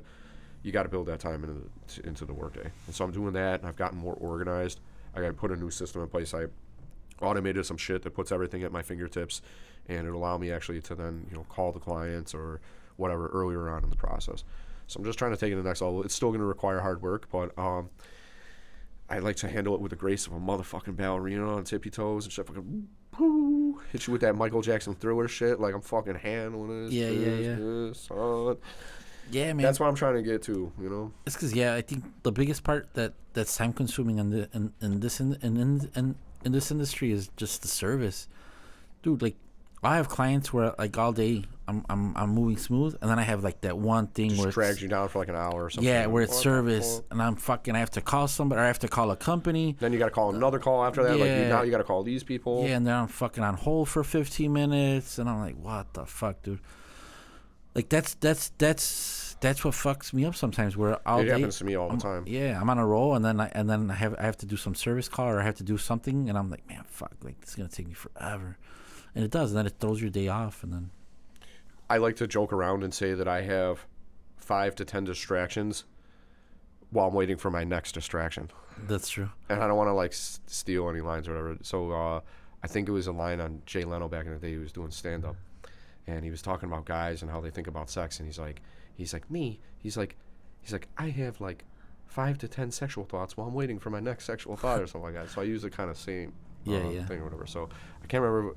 I don't even mix up who it was. Jay Leno, Conan, O'Brien, or one of those fuckers. But I think sounds like Jay Conan Leno. O'Brien probably, or maybe it was either Conan or Leno. I don't think it was Letterman. Yeah, Letterman had some incredible lines, and the thing I like about Letterman is he had balls. You know, like if somebody ever got on a line, he'd put them in their place. Like he was that old school type. It was like the Johnny Carson era where he's like hanging out with the Rat Pack and shit. Like we're men. Like you don't fucking get wrong with me. I tell you where that line in the sand is. Don't fucking cross it. Like you know what I mean. Letterman was one of those guys. Like he had Blagojevich on the show one time. I was so proud of that motherfucker. Letterman lit up Blagojevich. He's really? like, why are you even here? He's like, why are they booking these types of people on my fucking show, basically? And because right, he might find out in advance or whatever, but they book those guests. I mean, he's doing shows fucking 5 nights a week when he was doing them. Every night of the week, you have to have another guest on. So he doesn't sometimes find out about it right away. They started verbally sparring, and fucking Blagojevich was trying to proclaim his fucking motorcycle or something. Dude, drive that shit down the street, dog. We're in the middle of some shit. Who's repping in front of you? I don't know if it was a motorcycle or a calling, fucking like race car. Or calling you out, bro. I don't know about that. I don't think they were. I think it's just some half dumb motherfucker driving down the street. But they need to move it along. The bar's closed, dog. Across the street, there's nobody there. Duffy's or what is it called? Yes, I don't even want to talk about it on the podcast. gotta be nice. We're local. You know what I mean? Shout out. Shout out to Duffy's. COVID got you down. You can't pass the mandates, I guess, with the vaccine cards. I don't know. I don't know why they're being shut for the past couple of days. I've been going to the bar. Marianas around the corner. I love Marianas. Yeah. There's the bartender George over there's cool. There's another one named Mac. She's the bomb. She's into like kickboxing. We talk MMA and shit. Really? I don't know if she's been over there lately, but George is a dude with like the fucking.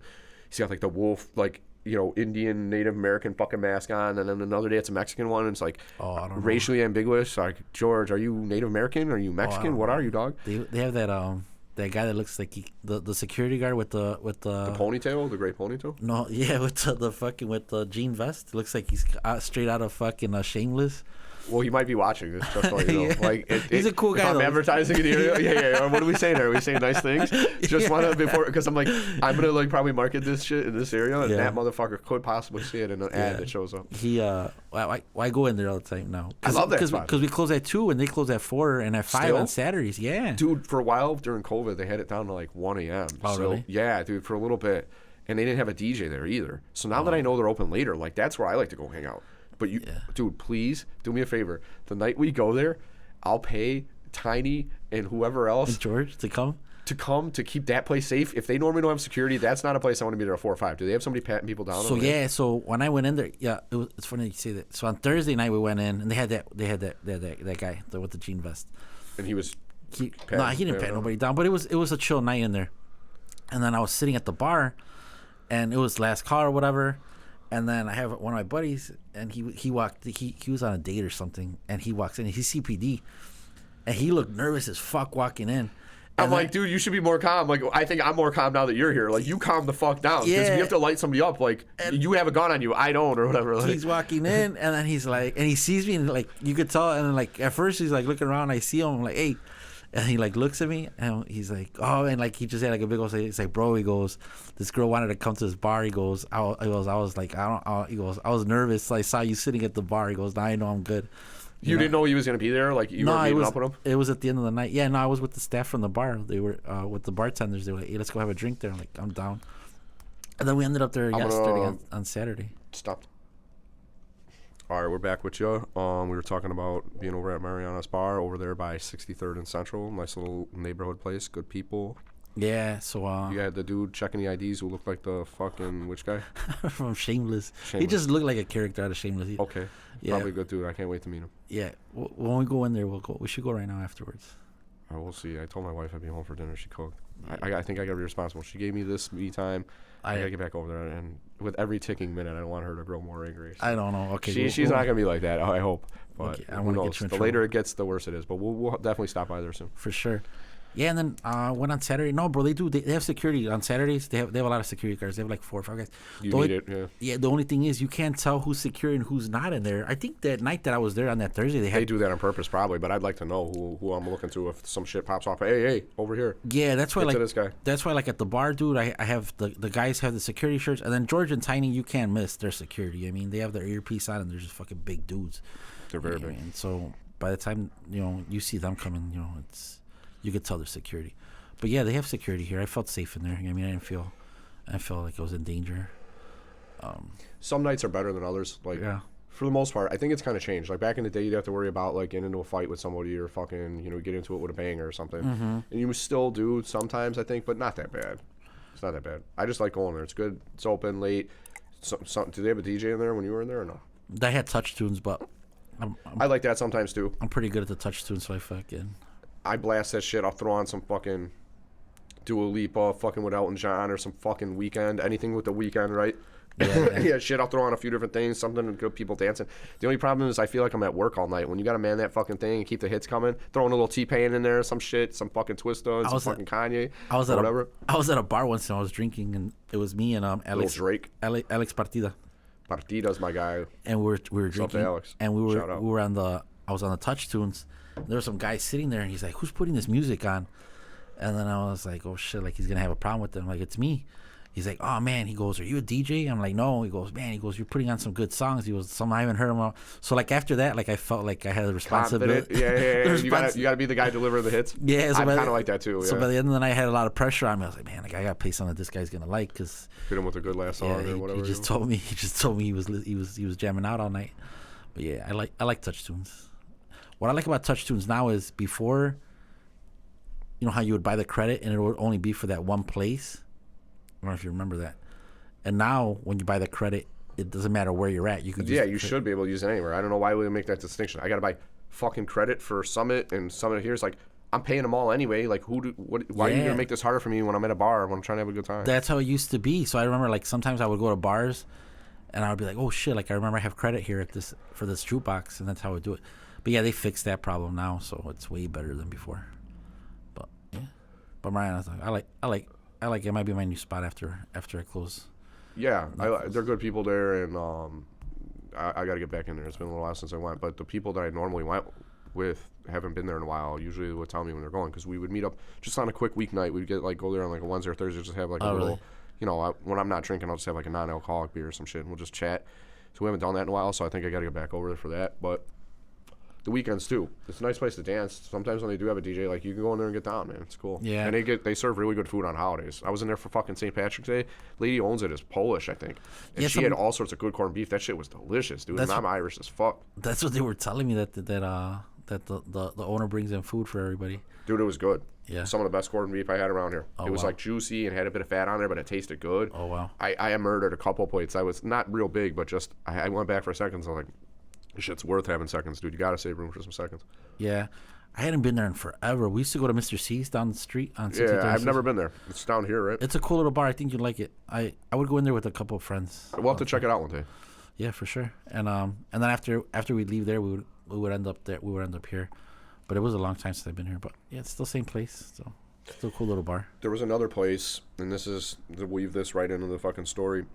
Where I met Tiny, your security guard over there at Studio, and I was really happy to see him when I went over. Like, oh, no shit, dude, for real. I feel like I'm like back at my old spot, Touch of Class, down on 63rd Street. So Touch of Class, there's a Michoacana now, but before that, oh, you're right. It was a 4 a.m. bar, and Tiny was the bartender or the fucking bouncer there. Oh, no shit. And he was, to me, he doesn't look like he changed a bit. I mean, maybe his weight went up or down over the years. I'm not really sure, but when I saw him, like, holy shit, like, dude, I'm glad you're around. I'm glad you're doing security. I'm glad you're active. It's good to see you, because he's one of those people, like, you didn't see him after that. You don't know if you'll ever see that motherfucker again in your life. Yeah. So I met him over there. He was just giant dude, and he was so big that he was big enough to fill the doorway there. Like, if you wanted to get in there, Tiny would have to move to the side. You're not moving him. Like, he's taking up the entire doorway. You're not going to knock this guy over. You need a lot more distance to try to run at this guy and knock him over. And he was just always a real cool guy. And when I saw him there, I'm like, dude, good to see you, man. You know? Yeah, he so him and George worked for Studio 63 when I purchased it. George, so just continue that. Yeah, George has been working for them for like years. Like, even at the old studio, he was there. And George is a big guy, dude. Like, he's the one that, like, he's very big. When he stands on the door, like, he fills up the whole doorway. 6'4", 6'5", just like just 300 pounds probably. Yeah, or muscle, more, dude. maybe. Like, just big fucking. Maybe more. Yeah. 325, 340, just fucking muscle, man. Yeah, dude. I remember. Jesus, I wouldn't want to see that guy angry, bro. I've seen him twice. It's worse than Tony Soprano if that guy gets angry, bro. He'll put you through the wall. I've seen him once angry. And I was just like, George, like, I was like, and I told the guy, like, bro, leave, because no one here is going to be able to stop him if he fucking. That guy would murder somebody with his bare hands. Yeah. Smash their head. Fucking just throw him through a wall, literally, or through a window. Just crush him. Crush him, dude. Yeah. If he got his hands on your neck, a man that big with his hands. Like, yeah. I think he could crush your windpipe or your for sure. throat, dude.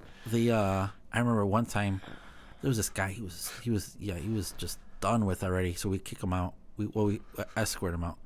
And then he's outside, and you know, he's telling George all this stuff, and we're just like, bro, just walk away, and he tries to hit George. What? And bad idea, dude. He tries to hit George, so George, like, sees it coming, and then George just does like one of these cartoon things where he just boop, like this, and the guy fucking like flies back. What? Yeah. Just off a jab, just bam. Bro, the guy flies back. He falls like on the floor, and then we all run up to him like, bro, stay on the floor. Shut up, like, just get out of here, like, don't. And he gets up, and then if a man could do that to me, I've learned my lesson the first time, you know. I'm not even gonna ask for anymore. So then he goes, the guy leaves, right? I go back inside, and inside we have a monitor, you know, we could see everything that's going on outside, and dude, it looks like we're having the UFC fight at the bar, because all the guys are all And now for tonight's main event of the evening. They're all watching the. They're like, oh, did you see that? The moment that Studio 63 fans around the world have all been waiting for. And then I see like the cops coming or whatever, and then we're like, all right, cool. So I think I might have been there that night. I remember some dude like laying on the ground and fucking like 4 squads were lined up out front. I think that might have been. I was walking away. I was just trying to mind my own business because I don't think he had gotten hit yet. So I was leaving, and I look back, and like the dude's on the floor, and the freaking cops are like, "What happened, man? Like, what did you do to this guy?" So then I'm walking out, and I'm walking out again, and I hear everybody go, "Oh!" When he smashed his ass, dude. And I look at the camera, and you see the guy like literally in the air. When he came back for seconds, yeah, he got a 2-piece and a side. Mm-hmm. Oh shit! And I was just like, "What the fuck?" I go back outside, and the guy was on the ground. That's when the cops were on him already. And they're like, "What happened?" He goes, "Dude," he goes, "This man. I wish. What I didn't think about it back then. I should looked at the camera recordings, but and saved them for a place we could watch them when I come over, man, and enjoy those things." So I guess the guy tried to kick George, tried to do like a jump kick, or tried to do like fucking Johnny Cage, Mortal Kombat kick this motherfucker. Try to kick George, drop kick him. So George basically just saw the kick coming and just flung him up in the air. So my God. He caught the guy's leg. You and could kill a man that way. And just fucking like tossed him in the air, dude. And the guy fucking. Oh, Jesus. And that was it. Like, and it was over with. And the cops got there and everything else. But yeah, but they're good guys though, dude. Like they're honestly, they have way more patience than I do. Like, there's been times I'm glad they do because they have the power to really enforce it if they want to. So, like me, I'm glad you do. You know, I mean, like, I'm glad those guys are patient because I'm like you too. I got a bit of a shorter fuse. Like, I'm not gonna wait around for something to happen. I'm gonna take an action. You know? Yeah. So like, there's been times where we've been kicking people out or whatever, and you know, like, it escalates really fast once we're kicking them out or whatever, and. Yeah, like George and him are just super calm. They're just like, "Hey, come on, you just gotta go," and they just fucking toss them out. You know, like how Uncle Phil used to toss out fucking what's his name? Jazzy Jeff and fucking the French Prince of Bel Air. Yeah. Like that. West Philadelphia, born and raised. Jazzy Jeff gets thrown out of the Bel Air mansion these days. Like, yeah. Right out the front. Yeah, because fucking Will Smith's dad on the show was fucking he was a big dude. Big ass dude. He looked like Suge Knight, only like fucking like a fucking dad, you know, a house dad or some shit. Yeah, he was a rich ass motherfucker. I don't know if he was a doctor. I can't remember. He was a judge. Oh, a judge? A judge and a lawyer. For real? Yeah. Oh, I have to go back and watch that shit again. Yeah, he. That was a dope ass show. It was, but yeah. That's. And then Tiny worked there part time. He used to work at another bar. And then he would come in like fire station. I heard he was working at. He worked. I haven't been over there in forever. Yeah, he worked at like several different bars.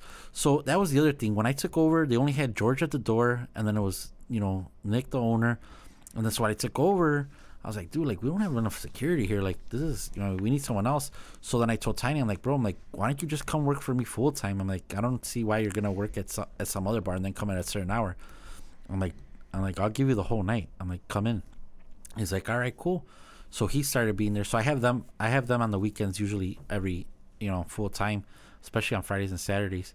And then when we started frisking people, I added another security guard to frisk. And then after that, in the back, I added one more guy in the back by the dance floor, because for some weird reason, dude, you have guys that always want to try to fucking go into the girls' washroom, like. Or just stupid shit. Dude, that's so dumb. It's like, get the fuck out of there. Yeah. If I ever went into a woman's washroom, it was by accident. So I'm like, you got to be a real creep to go into a woman's washroom at a fucking club, because there's a lot of people around. They're going to see it. Like, what are you doing? Are you retarded? Are you stupid? Or they're arguing with their girl and they try to follow her, and they're like, it is what it is. But so now I like all the points where I knew I was having problems. Like that's where I have a security guard now. But yeah, but them two, they're staples of the place, and you know what I mean. Like I when I got it, they were already there, and I wouldn't have any other way, dude. I wouldn't. You know what I mean? Glad to hear that. I know I'm safe when I go in there now, for sure. If you got that much security. And I have another guy, bro. This guy is really cool. He used to be security on and off for them also, but he's a security. So his baby mama lives here in Illinois, but he lives in New Orleans. Yeah. and he works security at Bourbon Street, on Bourbon Street. Like in New Orleans. Yeah, in New Orleans. So like he's legit. So like once in a while, when he comes into town, he's like, bro, he's like, honestly, he goes at night. He goes, I don't want to just be at home. He goes, you know, if I'm in town, can I come work? I'm like, bro, I'm like, you're welcome to come and work any day of the week you're here. I'm like, just let me know when you're here. I'm like, and I'll tell one of the cause I use a company for the other guys. I'm like, I'll just tell the company not to send me someone. I'm like, and yeah, bro, like the nights that he's there, like when I got those 3 guys there, bro, I know, you know what I mean? Ain't shit You're gonna covered. Yeah, I'm for sure covered. Yeah, no, I like that feeling of safety because, you know, I really do like your bar, and it's like I said, I wish it was there, or I wish I was at the old one, but with the new one, like I wish I had started going there earlier because like it's a very nice bar inside. I'm guessing, did the bartenders transfer over too, or from the prior owner? So so all the staff that I have now are still from the prior owner. I have one new bartender that one of the bartenders there knew, and I brought her in. What about the cold room? She's part time. The cold room is one of the old bartenders that used to be there, and then I have a new girl. I have 3 new girls that work the coat room. Yeah. And like they all switch. I switched different them out. Days or yeah, something? I switch them off on different days. I had one that didn't really work out. But she was good at what she did, but she just wasn't. She was used to a different atmosphere, and she didn't fit in with everybody there, or she just didn't fit in. She just didn't know how to take orders, I guess, and she was different, so we had to get rid of her. Well, I like it that you own it because, you know, not only is it over here, I've been looking for a place like that. You're an asset to the community, in my opinion. It's nice to go to a place where you feel like everybody knows your name, like it's Cheers, right? Like, yeah. The thing is, like, if I go in there and you let me pass cover, like, I would pay the cover because I want to support your business. But right. if you friggin' let me pass cover, I'm just gonna pay it forward to your staff. Like, I'm gonna give a bigger tip. I'll give the friggin' Coke girl $10. I'll friggin', you know, the waitress, I'll friggin', you know, right. whatever, or maybe even a 20 sometimes, depending on the situation. But right. I just pay it forward, man. With everything I get, like, the one girl, she gave me at Dunkin' Donuts the other day. She gave me something like, she gave me a discount or something. She gave me some kind of coupon. So I paid it forward. I'm like, I want to see how quickly the universe is going to reward you for this. I'm going to put it right into the tip jar. And I felt like in a great mood last year. I sponsored a lot of stuff, and I did a lot of good things, and I helped out a lot of people, and it felt good to be charitable like that. So I hope to carry that forward in the New Year's. But like I said, the IRS did get me pretty good, man. They took a fucking heavy chunk of change out of my pocket. So yeah, I got to rebuild, man. I got to get back in there. Dun, dun, dun, dun.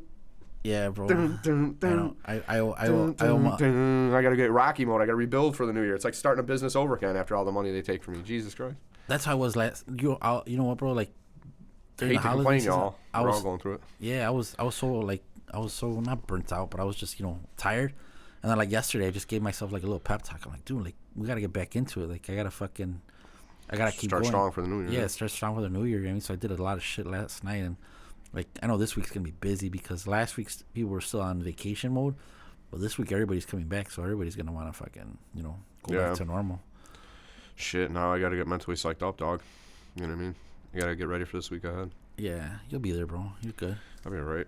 I don't know if I want to exercise. I want to get on the treadmill, but I'm also hungry, and my friggin' wife has made some delicious dinner. I'm sure whatever it is, it's going to be bomb. But I think I do owe it to myself to get on the treadmill for a little bit. So once we wrap this up, I got to get that cardio up and just sweat a little bit, feel good, clean up, go home. Spend the rest of the evening with my wife and get ready for the fucking week ahead, dog, No, for sure, bro. Well, I appreciate it, man. I had a good time. And I do want to bring back...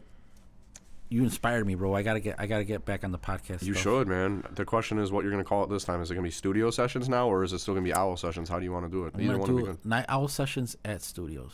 Okay. That's it. At Studio 60 or whatever. But yeah, sounds good to me. You should, man. Like you're a very interesting guy. You're very intelligent. You have a lot of business knowledge you've acquired to share, and you know a lot of good people like I do. So, do it. Like I told you earlier.